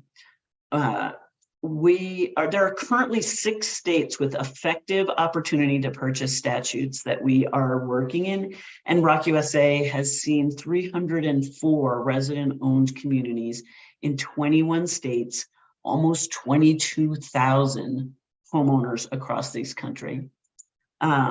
After almost 40 years where this resident ownership model has been at work, there's not been a single resident-owned community that has been foreclosed on or who has resold their community to the commercial real estate market. I can testify to the impact state statutes like Senate Bill 988 can have. Generally speaking, when homeowners purchase the community, it is a win-win-win, both for the community owner who is selling, the homeowners who are buying, and also the surrounding community, larger town, county, et cetera. The homeowners are securing the land under their homes in perpetuity. They're creating for themselves an asset in their homes. They're preserving affordability long-term. Community owners are getting the price that they want for their community, a price that they would get from any other commercial buyer. And generally speaking, they are pleased to continue to see the community locally owned as opposed to owned by an out-of-state buyer. Many community owners feel very significantly attached to their communities, and seeing them purchased by the residents has been a positive thing. And local counties, towns, et cetera, see an existing source of affordable housing preserved long-term, as opposed to looking at the price of creating every new unit of affordable housing. And this is home ownership housing, and which is considerably beneficial to most local towns and neighborhoods, and the state itself, I would say. I'm just going to go off topic here and just say we have seen across the country 1031 exchange purchases take place. It has not been a problem. Generally speaking, as Nora said, homeowners are a buyer that is committed to purchasing one real estate asset. And so if the seller needs additional time in order to do a 1031 exchange, they're able to provide that. If they need things to work more quickly, they're able to make that happen. Generally speaking, contract to closing, 98% of resident-owned community transactions go forward. Once a contract is signed, you can be pretty sure that the residents will be able to close on their transaction. Again, as Nora said, unless there's some major environmental issue or other situation. In terms of some of the other issues that were raised, at least from my experience in this work, and I've been with Rock USA for 13 years now, since we launched across the country. The 90 to 120 day timeframe is really a commercial transaction timeframe. People talk all the time about cash sales, but anybody buying a piece of real estate wants to do a due diligence. You know, they need to look at the operating numbers. They need to look at environmental. They need to look at a survey, a title. It's all the same due diligence that residents are doing when they're purchasing. So I feel like that very often there's a lot of concern about that time frame. But generally speaking, we're not operating any different than any other buyer, whether it's private equity or private investor or otherwise. Trying to think of some of the other issues that were raised. But why don't we go to questions? Because I'm happy to answer questions as they've come up. Thank you for your testimony, Ms. O'Hare. Are there questions? I don't see, but I thought that Senator Sampson would have some. Senator Sampson? Okay, yes, Senator Sampson. Thank you very much, Madam Chairman. And thank you, Mary, for being here. I'm just trying to understand how Rock USA fits into the picture and how they benefit. And I guess from the previous person that we had speaking, Nora, she mentioned that typically it's what they call a limited equity model. And I'm just thinking to myself about how this could come about. I'm a real estate agent by trade, so I'm always putting together a deal in my head, you know. And I guess the question I have is, I would, in almost every circumstance, I would imagine that because you're dealing with a population of individuals who are typically on fixed incomes, that they don't necessarily have the money to buy a park outright. So it's got to be financed. And I also imagine that they probably are not going to be able to come up with the funding necessary, even for what's in a typical transaction, you know, a 10 or 20% down payment. So if Rock USA is handling that financing, doesn't that mean that the debt service is going to be considerably larger than another purchaser might be? And even though ultimately it does go to the unit owner's benefit, that money has to come from somewhere. And I'm just trying to understand how that works without raising the monthly maintenance fees. Through you, Madam Chairman. Absolutely. So yes, Senator, it is a limited equity cooperative model, but that limited equity cooperative model is essentially the structure of the corporation that the residents own and that ultimately owns the community. And you are correct that homeowners in these manufactured home communities are generally not able to come up with 60 or 35 or 40% of the purchase price that might be required for a commercial buyer. And that commercial buyer is needing to bring their own investment and then borrowing themselves the rest of those funds. One of the largest, just as an aside, one of the largest financiers of these manufactured home communities for private equity investors and other type of investment groups are loans that are made by banks and bought by Fannie and Freddie Mac. The real estate itself is such a steady type of real estate, such a risk-free, if you will, real estate. There are some real estate owners who will say, You know, through the recession, the one piece of real estate that is recession proof is a mobile home park. And that's because homeowners don't have any place to move their homes. They've invested in those homes and they're gonna pay the rent, you know, before they eat, because there's no place else that they can go, generally speaking. And therefore, real estate, that's why it's one of the hot real estate items at the moment.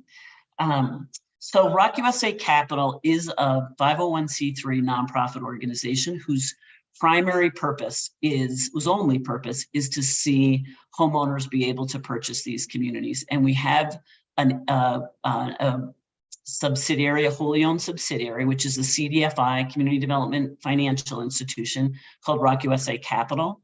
And Rock USA Capital only lends to these homeowner co-ops that are purchasing their communities.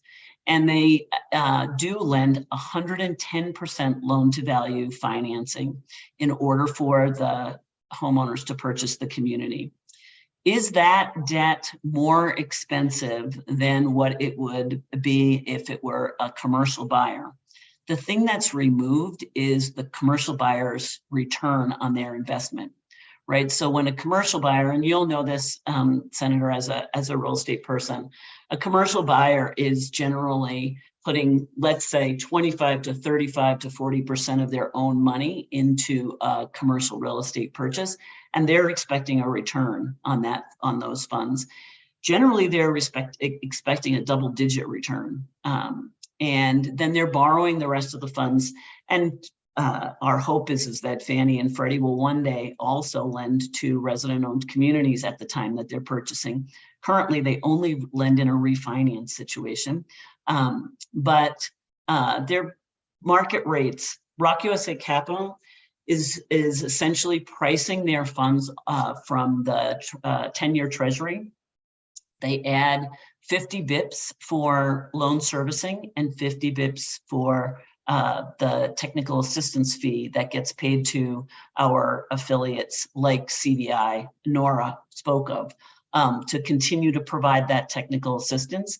And they see that as a definitely a guarantee that the borrower is going to have the assistance that they need going forward. And so long story long, generally speaking, you are looking at less of a nut that those homeowners are now supporting through their rent payments, because it is debt that is at a lower rate than what any kind of an investor is looking for in terms of a real estate return. And we've done the numbers, and Rock USA Capital has actually stood in front of a group of homeowners who are asking exactly the question that you're asking and said, here's how this looks. I want you to know and I want you to understand. So I hope that answers the question. And if others need me to go back over it, I'm happy to. Just following up, the issue I was really trying to get at was more about the ability of an investor to make a purchase where they're financing a very small fraction of the purchase price or none of it at all. That's and because the question is directly about debt service, not necessarily how much the mortgage rates are or anything like that, but the debt service on 95% of the park is obviously more, even if it's even at a favorable rate, than 0%.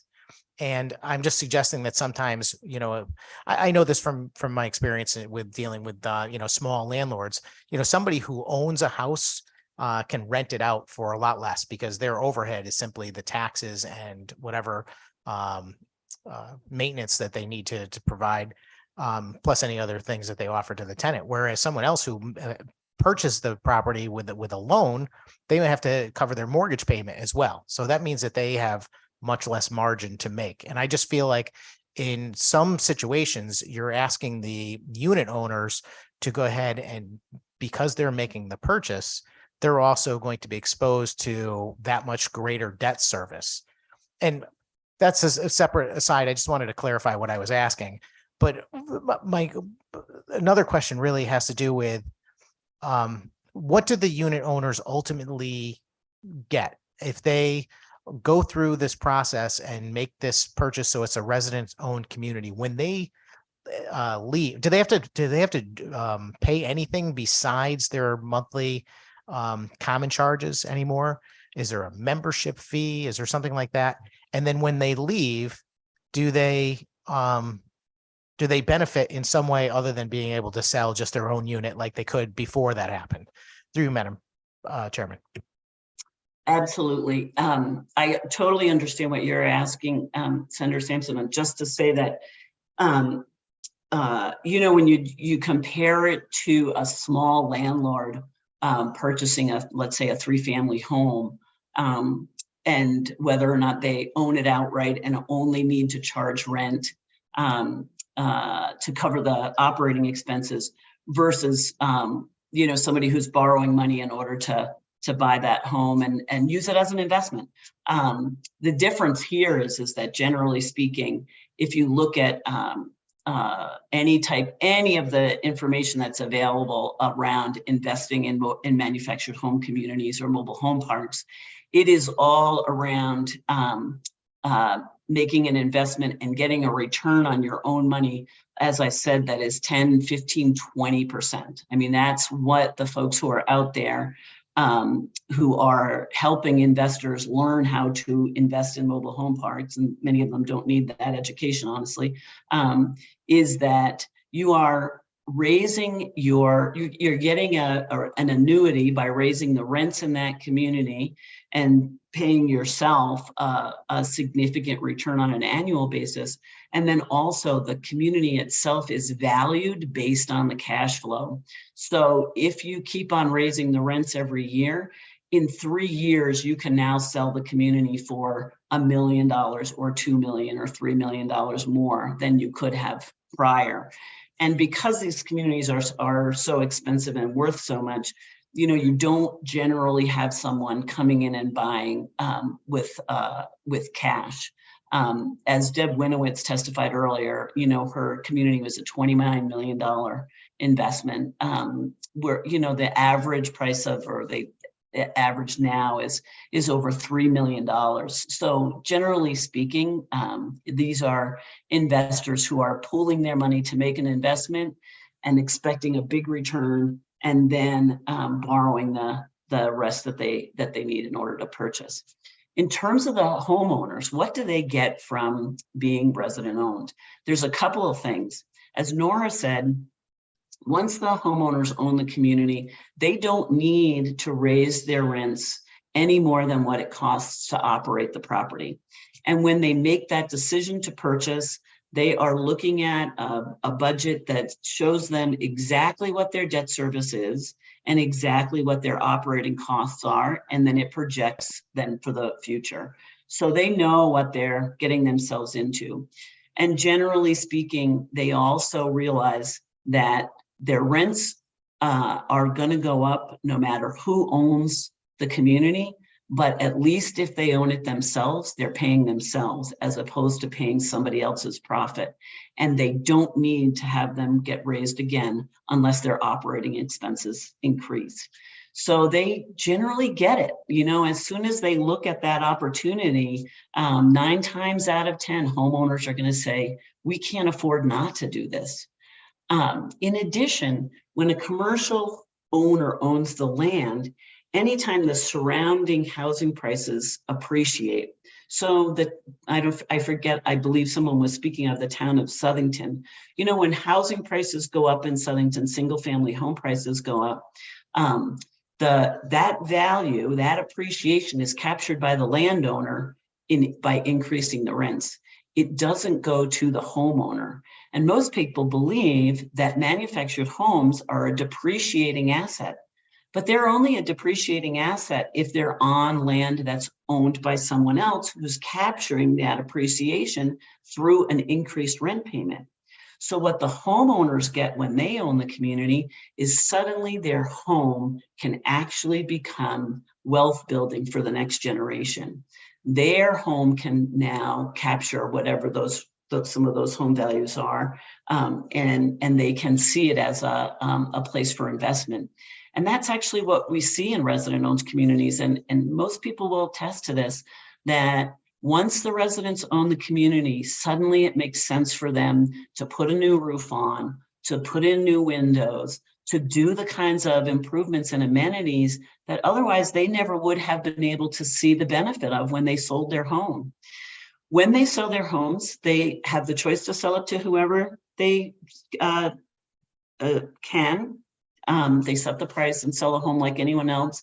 The new home buyer has to become a member of the cooperative. The limited equity cooperative requires the new home buyer to become a member in the co-op, and they pay that membership fee, which, as Nora said, is generally $100, somewhere between $100 and $250. The Rock USA model of limited equity cooperative ownership limits the membership fee to $1,000. And it requires that every member pays the same fee. So if the folks who live in that community were to decide sometime in the future, they wanted to raise their membership fee from $100 to $500, they would have to raise it on everybody in the community. So that's another piece of this that's part of the permanent affordability of this affordable housing model. And really, it's what they call in the affordable housing world a shared equity model. The land is kept affordable in perpetuity, and the home is where the individual homeowner is able to recognize some wealth building. Does that answer the question completely? Thank you very much. Mostly, although I'm still a little confused about what happens when the unit owner sells to a new buyer. You mentioned that new buyer has to become a member of the co-op, but we also mentioned that, you know, the unit owner is developing equity by making you know, debt service payments against the purchase of the property, and they have an incentive to improve the place. But are they realizing a greater sale price when they go to sell? I mean, I'm trying to understand, are they transferring the equity that they have in the co-op at the same time? No, the equity in the land remains in the land, but the homeowner is now able, the new home buyer and the home price is going to be based on what the rent is and whatever the cost of the home is, and if there's a financing involved in the home, right? So there's your mortgage payment plus what your rent is your monthly housing cost. When a commercial owner owns the property, if that rent payment keeps on going up because the area has become more attractive and homes are more expensive and they've been able to raise the rent more and more, then whatever that homeowner can sell that home for is less, because the ultimate cost to the new home buyer is a combination of their mortgage payment and their rental payment. If, as a limited equity cooperative, the rents are kept only at the cost of operating the community, then that homeowner can charge a little bit more for their home. That's how they capture capture equity. It's really in the home itself. The whole idea is to enable homes in communities to perform in the same way a home on a fee simple lot would perform. Except that we are maintaining affordability by taking the profit out of the land side of it. Yeah, Mary, that makes perfect sense. I completely understand now. I guess I just have one follow-up, because I totally understand what you're suggesting, which is that the by effectively maintaining a static or nearly static requirement to be a member of the co-op and having control of that and control of your own destiny because you're a member of that co-op, effectively, if the property rental value increases because you're in a community or a town, or so this whole state is increasing in rent like we are in Connecticut right now, that means that you would also be able to do that, but that value is in your property because you're not experiencing the increase in expenses, much like someone who owns a rental property where they own the property. And I understand that, although are there restrictions on the members of the co-op renting their property? In the Rock USA model, the bylaws do only allow for sub-rental for purposes of hardship. And because the idea is that owner occupancy is really to the benefit of the entire community. And so if a homeowner has a need to rent their property for a temporary period of time, they are able to do that, but not for any, not for the purposes of owning a investment property, not for the purposes of owning the home and renting it so that they can make money and move on and own a different home, because owner occupancy is seen as a very significant piece of the whole cooperative model. Just if you were, as if you were a worker owner or an owner of a cooperative business or a power owner of a utility, et cetera. Those are sort of the best known co-ops, I think. And thank you very much. I appreciate all this information. It does, Senator Sampson, I just want to see if there's anyone else, and then I'll come back to you if you don't mind. Sure. Were there any other questions from any other members? If not, I'll go back to Senator Sampson. Go on, sir. Thank you, Madam Chairman. I think your co-chair has a question, but I'll be very brief anyway. I just want to just say that the concerns that I've had about this situation, some of them are allayed. I think that in many respects, this is a very strong opportunity for unit owners to secure equity for themselves in the future. Although I think they are giving up some things along the way, and they ought to be fully aware of that. My whole concern on this committee and with the bill that's before us is about whether or not we are treating different participants in our economy differently. And I think that, a nonprofit organization does have an advantage over making a purchase versus a for-profit corporation, which I don't care for.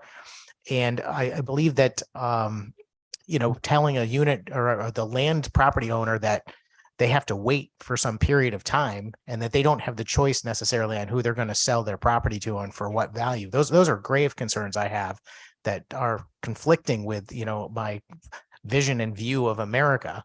And now the concern I have about the unit owners is that I think there's a great many unit owners that want to preserve the ability to use their property as they see fit. And if that includes renting it out, I think they should be able to. The other concern is that part of the reason why we're having this whole conversation is, again, about trying to find ways to maximize affordable housing in the state. And that means rental housing for the most part.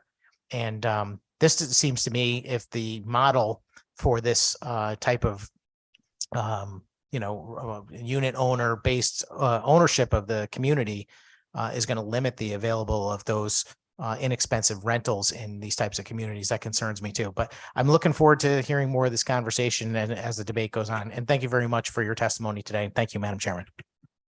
Representative Luxembourg. Yeah, two quick questions, and I'll be brief.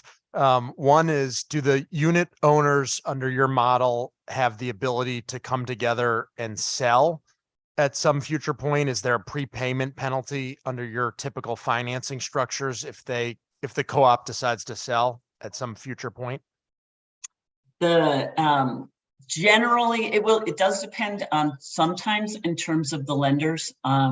If there is a prepayment penalty for the co-op to sell, generally speaking, Rock USA Capital does not have any prepayment penalty. And as I said, for 40 years. Can you clarify, just generally there is a prepayment penalty or there isn't? No, I mean, generally there's not.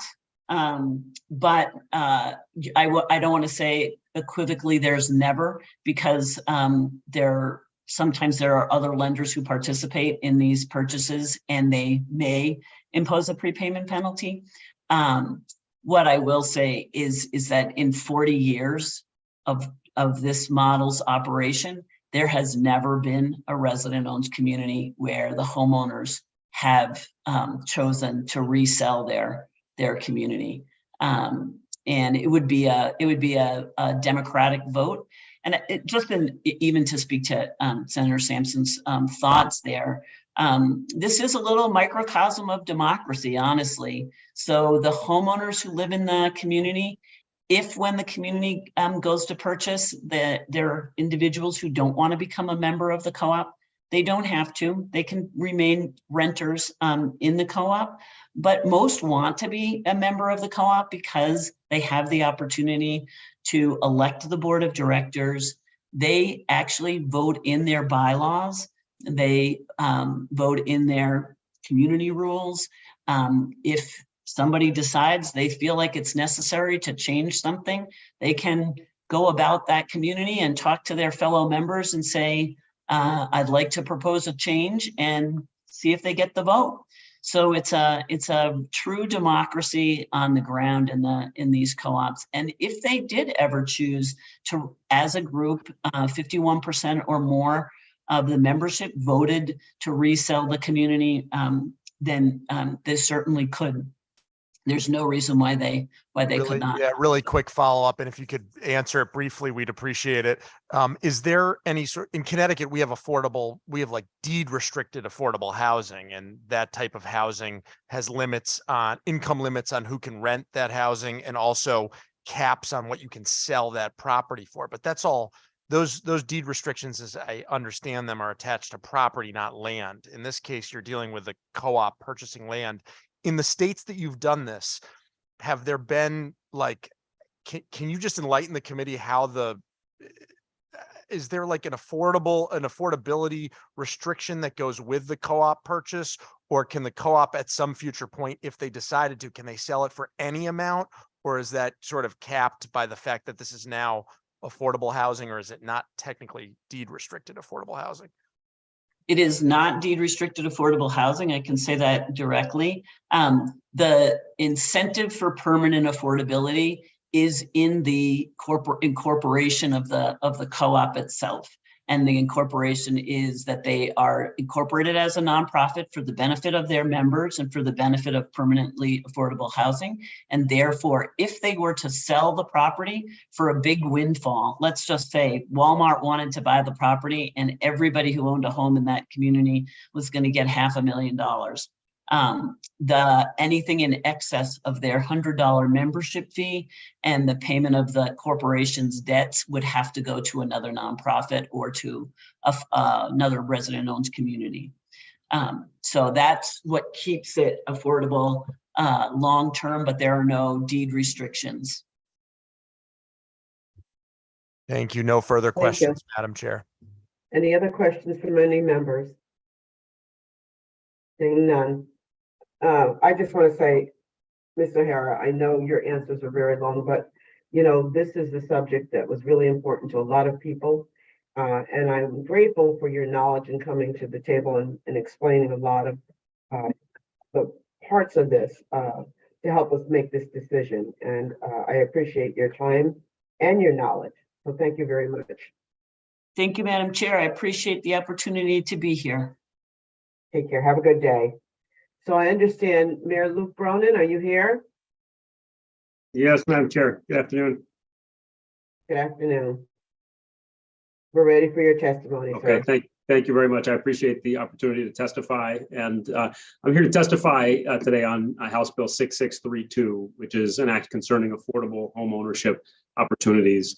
Under the existing state statute, section 864A, housing authorities are prevented from selling or demolishing any affordable housing project that the state has supported financially, except in certain conditions that allow the housing commissioner to waive that requirement. Obviously, this requirement exists for a very good reason. We want to protect that investment the state has made. We want to not only maintain, but grow the supply of affordable housing. I support the intent of this bill, although I believe that there are some changes that could be made to accomplish its intent even more effectively. And I'll be submitting written testimony with some proposed changes to the language of the bill. But I do want to express support for the following idea, that if you have rental housing that is reaching the end of its useful life and you want to build modern quality housing, that in that case where the plan is to demolish existing units, that one of the reasons that can be cited to waive that requirement of 1-for-1 rental housing is to instead construct new affordable home ownership housing. In the city of Hartford, we have an extremely low rate of home ownership, about 25%, which is an outlier even among Connecticut cities. And we've made increasing owner occupancy and home ownership a strategic priority for our city, as have many of our neighborhoods in their ground-up neighborhood plans. And where we have the opportunity to redevelop aging, increasingly obsolete housing, including one particular project as an example, Mary Shepherd Place in Hartford, where the Housing Authority intends to demolish, we want to make sure that affordable home ownership can be a piece of the redevelopment that's built in its place. And so we'd like to include language that makes clear that so if there is affordable home ownership opportunity constructed as these units are, as other units are taken offline, that can provide a basis for approving that project. I'm happy to talk in more detail, but I wanted to keep my testimony brief out of respect for your time. And obviously, as I said, we'll be submitting written testimony and also some proposed amendments to the language that's included in this bill currently. Thank you, Mayor Bronin. Mayor Bronin, I have a question. So as you said, it had low percentage of home ownership. Is that because you have so many large rental buildings with multi-apartments in them? We do have large apartments, but even in neighborhoods where you're predominantly, we have a large number, for example, of 3-family homes, there's a very, very high percentage of ownership, some by residents, but a great deal of it by folks who live outside the city, in many cases outside the state. And we have a lot of renters in our community. And obviously, I want to be very clear, renters are just as much a part of this community as homeowners and contribute an enormous amount to our community. But we also want to make sure that as many of our residents as possible have the opportunity to build wealth and intergenerational wealth that homeownership provides. And there's lots of data suggesting that a higher rate of homeownership also increases the stability and health of a neighborhood over time. So we want to try to achieve that balance. And that's why where there is affordable homeownership, that again is affordable at appropriate AMI thresholds, that affordable home ownership can count when you look at the replacement of existing units. All right, thank you so much. Thank you, Senator. Representative Luxembourg. Yep.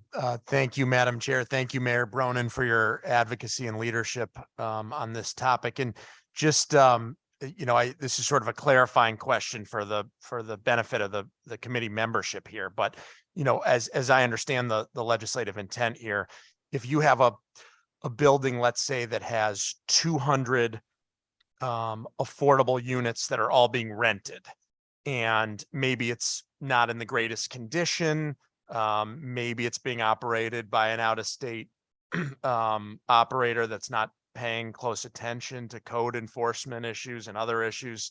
Maybe there's some challenges there, and you're looking to take that offline and replace it with an equal number of units, 200 to 200. You want the ability right now, you would have to create 200 new rental affordable units. And what Correct. You're hoping to do is get a little bit of flexibility as a municipal CEO to say, look, we want to keep the 1-to-1 ratio of affordability in place. But what we want some flexibility to do is to say, listen, maybe 100 of these are going to be affordable rented and 100 are going to be affordable owned, so that you're creating a path to ownership and wealth building tool for people in your city. That's correct, Representative. Have I Yep. described that somewhat accurately to the committee? Yeah, I think that's exactly right, Representative. And just say we don't want to weaken the requirement for relocating families who are in the existing unit. So the main concern I have the language as drafted is that it says an opportunity that you satisfy the relocation obligation by providing an opportunity to get affordable home ownership. That's probably not enough. We want to make sure that that we're replacing actual physical units, but we'd like that to be with both rental and with home ownership. And B, want to make sure that we're actually relocating families who are in those existing units. But if there is an opportunity for home ownership, and if that family chooses that home ownership, that of course should satisfy that requirement. And just as a follow-up through you, Madam Chair, do you see a distinction in this policy between affordable in terms of 80 AMI or 50 AMI or 30 AMI? You know, it's sort of this distinction that we sometimes talk about with other policies, perhaps here. You know, in terms of affordable or deeply affordable, is that relevant to this policy decision? It may be, Representative. I don't know if I can answer that, you know, today. I think if I remember correctly, I think the statute does refer to certain AMI thresholds, but I'm not proposing any particular threshold. Thank you. No further questions. Thanks for your advocacy on this. We appreciate you bringing this to us. Thank you, Representative. Thank you, Senator. Are there any other questions? Thank you, Mayor Bronin. Thank you very much. Take care. Next is Albert Hertz. Do you see him on the screen? I do see him on Zoom, Senator. Albert, we see you on Zoom. Are you with us?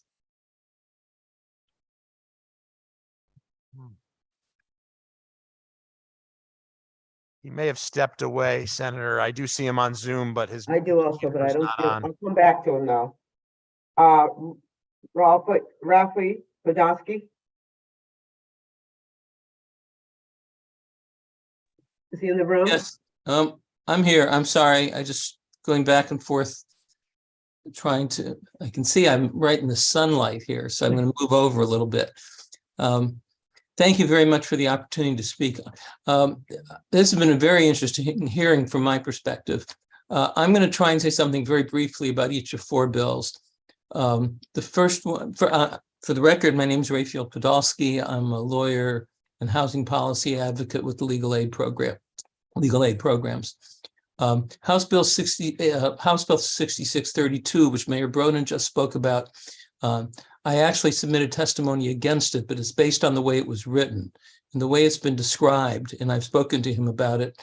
I think that at least in principle, it's something that would be acceptable. The concern was a kind of the way it's written, it sort of confuses the relocation of tenants who are there from whether or not affordable units are going to be restored in the market. And so I'd be very interested in seeing a revised version on that. Which I think may address those issues. Second, you've had a lot of conversation on SB 988, which is the right of first refusal in mobile home parks. I'm going to leave most of that to other people. We support that bill very strongly. We already have a statute that creates a right to first refusal if the park is going to be closed or being sold, for example, to a developer who's going to close the park. What this bill does is it adds another trigger. There's been a lot of talk about what the timeline should be, and it may be that a longer timeline, which we now have on a closure of the park, is justified more than a timeline for a simple sale of the park. And so I think it's legitimate to look at those issues and look at what other states have. But this is a very important bill, I think, for people who live in mobile home parks. And it's important to remember that if you live in a mobile home park, typically you own the home, but you rent the land, you can't move. So that it's very much a captive audience, captive market. It's not the kind of free market you might think of in a different capitalist structure. House Bill 6631, which you heard early on in today's hearing about the foreclosure of condo liens. I'm not sure at all that that's written correctly for the purpose that was described. I think you want to have a conversation with the banking department. It's not clear how this would violate anything that was discussed would violate the debt collection statutes. And whatever you do, you want to make sure that you don't over broadly exempt the condos from complying if they are applicable with those statutes. But it's not clear to me that anything they've talked about would conflict. So I would just urge you to take a closer look at what it's intended to do and what it actually says. And finally, in Senate Bill 996, which seems generally okay, I want to say that I don't understand why Section 2 is needed. It calls for a study of the implementation of Section 8, and it doesn't seem to focus on anything that I'm aware of, at least, has been an issue with Section 8. So I'm not sure why you would want to do a study. I'm certainly can't say that I'm against any study, but from reading the bill, it does not appear to be needed. So with that in mind, I will stop. And I'm happy to answer any questions I can on any of those bills. But certainly, as I indicated, we're very much in support of the mobile home park bill, which really addresses what's become increasingly a real issue. It's really amazing, by the way, that in other New England states, you have a much larger response of park residents looking to buy their park, especially where the residents have some resources and are capable of doing it. But we are not set up in Connecticut to encourage that from happening. So where other states have set themselves up in a way that it becomes a more attractive option for mobile home park residents. So again, I'll stop and thank you for the opportunity to testify. I'd be happy to answer any questions I can. Thank you. Representative Luxembourg. Yeah, I'll try to be brief as I see the appetite for making this hearing going longer waning from committee members here on Valentine's Day. So I'll be super brief. My question is about the mobile home park purchases. Do you see a significant difference in the financing costs between when residents purchase a park in these other states and they use the technical assistance of folks that we've heard from earlier, or in our case, they would be able to use CHFA's program? I just can't wrap my head around what interest rate the residents would pay when they band together, form the co-op, and buy a park versus like an interest rate that a typical commercial buyer would pay if they were putting a certain amount down and borrowing, and what kind of competitive advantage exists in those differing interest rates? I don't know the answer, and I don't want to pretend to know. There's another witness coming after me who may be able to answer the question. I think some of the earlier witnesses could have answered it better.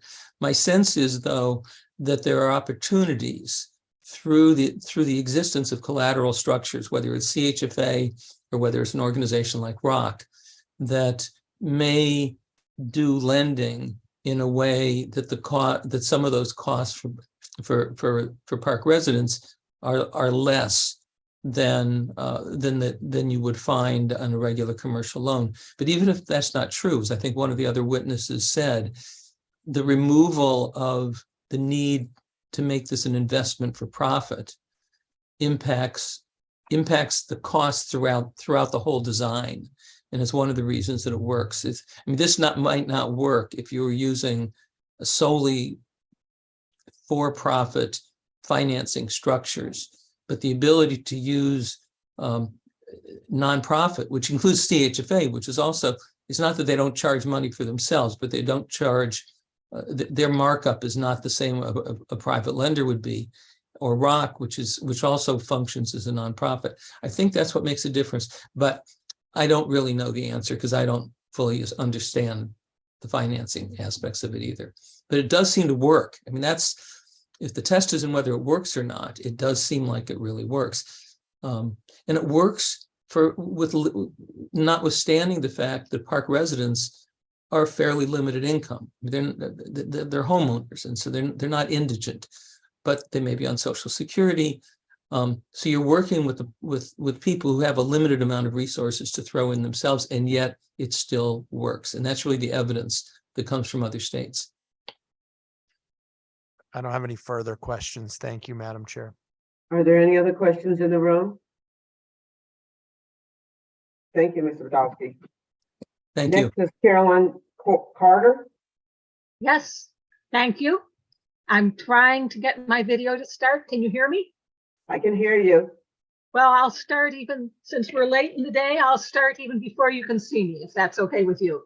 That's I'm getting fine. one of those little circles that goes round and round on the video part. So thank you, Madam Chairman, and thank you, members of the committee, for the opportunity to testify. I'm here about Senate Bill 988. My name is Carolyn Carter. I'm the Deputy Director of the National Consumer Law Center. We're a nonprofit organization in Boston that focuses on consumer issues that affects low-income consumers and elderly consumers. one of our longtime focus areas has been manufactured home communities, and particularly the opportunity to purchase policies like Senate Bill 988 would address. Manufactured housing is the largest form of unsubsidized affordable housing in the US, but residents who live in manufactured home communities are very vulnerable. They're vulnerable to closure of the community, but even if the community stays open, they have no control over maintenance and upkeep, and their community can turn quickly into an undesirable place to live. They have no control over confiscatory rent increases that can force them to move, and moving often means losing the home. Resident ownership transforms a manufactured home community. It stabilizes the relationship to the land. When residents know that they have land tenure security, they invest in the home, they invest in the community, they pave the roads, fix the sewers, landscape it. It becomes a nice place to live, and it's an asset to the community at large. Now, one of the early witnesses, Dave Delory, mentioned that Connecticut has perhaps 2 resident-owned communities, while other New England states have have as many as 145. In New Hampshire, more than 25% of the manufactured home communities there. Why is this so? Why have the other states done so much better than Connecticut? And the reason is that Connecticut's law currently gives residents an opportunity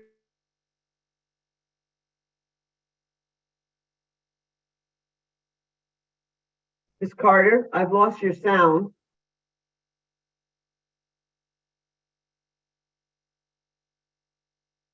between use.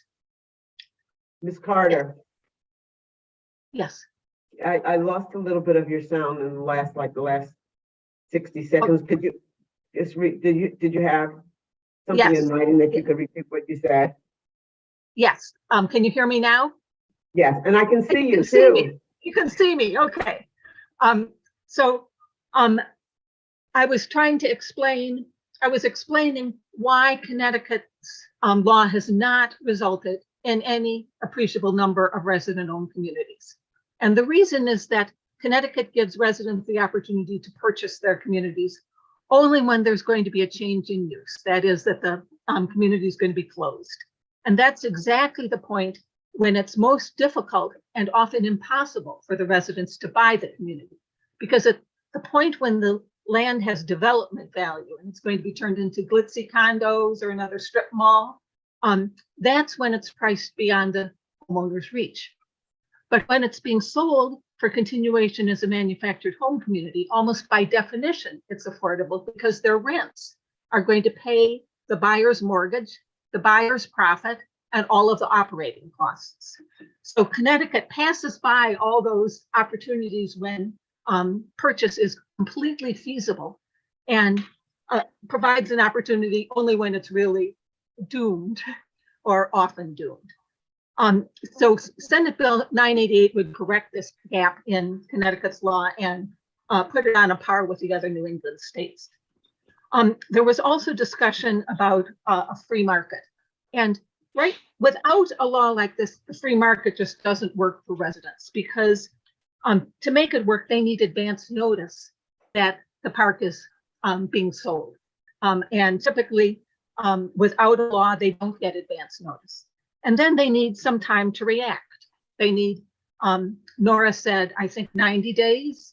They need a period of time to react. And then it is completely feasible for them to, in many, many, many cases, a huge number of cases, to purchase the park and to pay the owner the asking price, and then to stabilize the land, make their homes 2 assets, and make the manufactured home community more of an asset for the community at large. I urge you to vote. Carter, wrap it yes. up. We're Yes. a little over 3 minutes. If you could wrap it up, Yes. please. Yes. I was going to conclude by saying that I urge you to vote in favor of Senate Bill 988. Thank you, Ms. Carter. Representative Luxembourg. Yeah, thank you. Yeah, thank you, Madam Chair, and thank you for your testimony. Do you know in the states that have done this, once the co-op owns the land and the residents own their own park, do they pay property taxes still on the land, or are they exempt because they're now a nonprofit? It's my understanding that they continue to pay, they continue to pay property tax for the, at least for the home. And I think for the land too, but you'd have to ask Nora or Mary O'Hara. They could give you that information. I don't have. I know that towns tend to really like it when residents own the community, because they become a much more socially cohesive, functional, peaceful community. They're just more invested in making things work. Well, they must not be losing the property tax revenue on the land, or else they may not like it so much. So perhaps we got an answer. Right. But I'll check with others too to fact check you on that one. But we appreciate it. I don't have any further questions. Thank you, Madam Chair. But I do see Representative Weir, I believe, has his hand up. Yes, Representative Weir. Yes, thank you, Madam Chair. And through you, Madam Chair, Ms. Carter, one of the things you stated within maybe the past minute or so was that Connecticut law doesn't permit, one of the shortcomings of our existing law is that it doesn't permit residents to purchase the properties, and it doesn't give them enough time to organize, and the law as it's proposed here would allow that. Earlier, talking with Ms. Goslin, she had talked about people being, groups. She had helped organize groups to be proactive in reaching out to some of these mobile home parks, the ownership of the park itself, and to organize and to approach prior to there being a sale. So can you tell me what in current law that we have would prohibit residents from gathering and organizing and approaching a mobile home park maybe before it's on the market? I'm unclear that when you stated that the current law prohibits, I'm unclear how that prohibits anybody from purchasing a park. Through you, Madam Chair. Well, I didn't mean to say or imply that it is prohibited.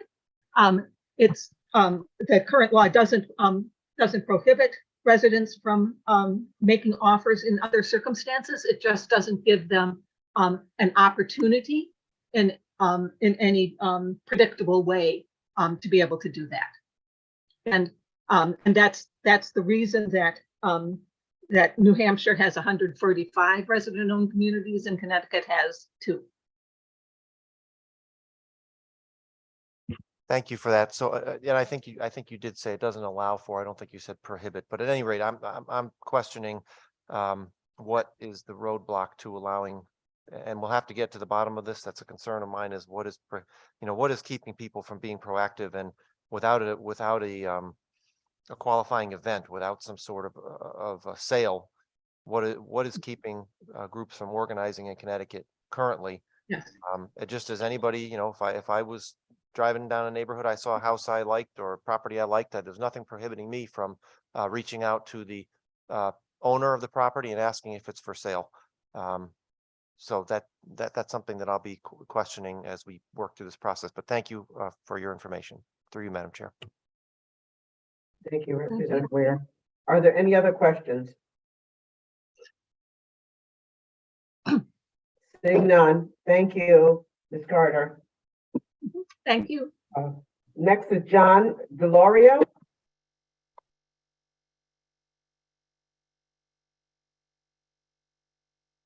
We're not seeing John, Senator, but we do think Albert, who we may have called earlier, may want to testify if it's at your discretion. Albert, are you there? Yes. Good afternoon. Good We're afternoon. ready for your testimony. Okay. Good afternoon, legislators. My name is Albert Hurwitz, and I'm an advisory council member for the DCP for mobile manufactured housing. I'm vice president of the Connecticut Manufactured Homeowners Alliance, a member of NAMOA, which is the National Association for Mobile Homes. And in this case, I'm the past president of Ryder Woods for the last 6 years. The state of Connecticut already has the right of first refusal for parks that are going to close, so residents can purchase the park that they live in. It's very important for Senate Bill 988 to be accepted so residents can own their own parks instead of having investors come in and buy the parks and eventually raise the rates so high that the residents can't continue to live there. So Rock USA and CHAFA have park purchase programs already in place where the residents can go and get the loans to purchase their parks. Along with the loan comes guidance and the training from ROC and CDI to have the residents run their own boards and basically keep everything going in the right direction and don't run into a problem. This training that they offer is free as long as you get the loan through ROC. Purchase of the park from ROC. This is also comes with an advisor, which happens to be Nora, which testified before, that helps the residents with their training of the park and how to run the situations that they come in contact with. Also, this would be a good form of affordable housing. And really, this bill 988 needs to be accepted. And some of the questions that you had for other people, I might be able to answer. I'm not sure, but we can give it a try.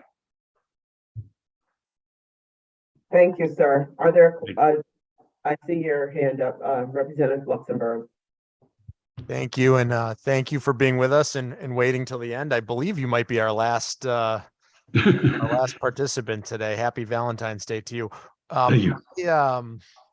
My question has to do with just given your involvement at the national level, at the state level, and within a specific park in Connecticut.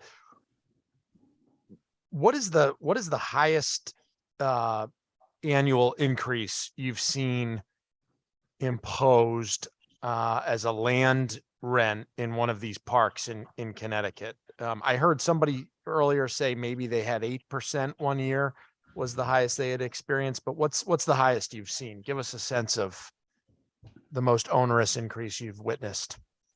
As far as the taxes on the property go, the money that we contribute into the accounts that we have to fund through ROC, they pay the taxes for the community as far as the land goes. The individuals pay the property tax on their homes. So exactly what the percentage rate is, I'm not aware of it right now because it comes out of the account that we contribute to. I apologize. Let me see if I can clarify through you, Senator Moore. What for these associations in Connecticut that are not owned by the where the land is not owned by a co-op that's formed by the mobile park owners, but instead is owned by an external party. And the external party, it's been represented that sometimes these out-of-state investors or these out-of-state external entities that own the land swoop in, they buy it, and then they jack up the land rents on the mobile park residents. And I'm just trying to get a sense of what that looks like. Somebody said they, experienced an 8% land rent increase in Connecticut was I think the highest I've heard, but I'm just, because you've been so involved in this in Connecticut, I'm just wondering what you've seen as give me what the worst example, I guess, is of a land rent increase from in one of these communities that's not owned by the residents. Right. The last one I know of is the one that's in Beacon Falls that was taken over. And they had a rent increase, they were telling me, of over $200 since they were taken over. And a lot of those people that were talking to me when they were trying to get their case heard by their councilmen over there was that they are basically on fixed incomes. They're lucky if they get a decent amount of money to live on from Social Security and stuff. And when their rent started to get up around $200 and more as an increase, they were basically telling me that they have no idea what they're going to be able to do in the future because they can't afford the increases to pay.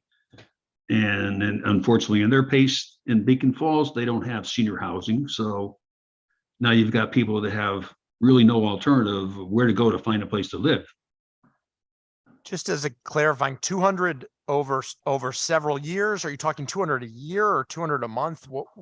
It was It was 200 hours, I think, in a matter of 2 to 3 years since that place was taken over. They just kept on hitting with a $50 increase here, another increase there A month And- or a year? I just in a year. in a year. Okay, so you're saying sort of an example of the worst you've seen is the rent has gone up per person, per mobile park home owner, $200 over the course of a year, but not in 1 year, spread out over like a couple years. Is that? Yeah, a couple of years. Okay, so $50 a year is an example of the sort of the worst increase. Well, that's the one I've heard of. Other people, if you were talking to Dave Delory, he's more involved with some of the other parks that got hit big time, and he might have a better percentage rate to give you an indication of. But Okay. as far as putting those kind of increases that those people were seeing against something like Ryder Woods, which is in Milford, we've been with Rock USA for 17 years now with no increase in rent. We were able to run the association through the committees, through the annual budget. We have tax tree trimmings, the landscaping for during the year, the snow plowing and everything else. And we've been able to manage it and live comfortably with no increase in 17 years. Okay, I don't have any further questions. Thank you, Senator Moore. All right, I have a question, and maybe we could just give me an idea of what is the rental at average for one of these homes? It's 400 hours a month. $400, Right. so a $50 increase. in Not one for month, us. Over $400. Now, for Ryder Woods, there has been no increase. Our rent is 400 hours a month. Oh, okay. So the place where there was a $50 increase, like what was the monthly on that? I'm not really sure what they started at. Those people were kind of like, let's say in a brain fog type thing, when they got set upon by the person that came in to purchase the park. Unfortunately, a lot of them are older and they don't get out and they don't talk to people. So exactly what their financial outcome for paying was originally as compared to what they say that they were getting hit with later on, I really haven't seen it and written down anywhere. So I can't say for sure exactly where it was and where it ended. All right. I'm just trying to get my arms around what is the percentage of an increase that people have had on their property for the mobile home. So thank you. Yeah. Any other questions? Comments? Is there anyone else here who would like to make it? I think some people want to go home for Valentine's Day, but I'm here for you guys. Is there anybody else who would like to make a comment or has a question or is still waiting? Because we did skip over some people that were not available. Can I Is make a there any- suggestion? Can I make a suggestion? Yes. Is Dave Delory still there at the meeting? He is. Can you ask him, because he already has the figures written down basically as to what those increases were for different communities? Representative Luxembourg, would you mind asking that question, please, for me? Yes, Senator Moore, do you want me to call him back up to the, Is he still here? he is, he's sitting in the audience. If you want me to call him back Could we up. call him back up just to get this last? Dave, one? This Yes, is an interesting moment in the housing committee of second bite at the Second apple. opportunity. Yeah, in answer to your question, the highest rent increase I know of is where Al suggested Beacon Falls. And their most recent increase is just about 10%. And over the last 3 years, if you take their increases, comes out to about 30%. You gotta let me verify it, but they were purchased the same time as my park was, October 19. Following year, they got a $35 a month increase per month, not per year. The next year was 45, and now I believe they received a $50 increase most recently for the coming year. and for the record, just say your name, so we have that for the record. Kenneth D. Delory, Delohery. All right, thank you so much. Okay. I appreciate that. So that is our last person. we will end this meeting. Thank you, everyone. We'll adjourn the meeting, and I hope you have a lovely evening for this Valentine's Day. Thank you you. all. Thank you. Take care.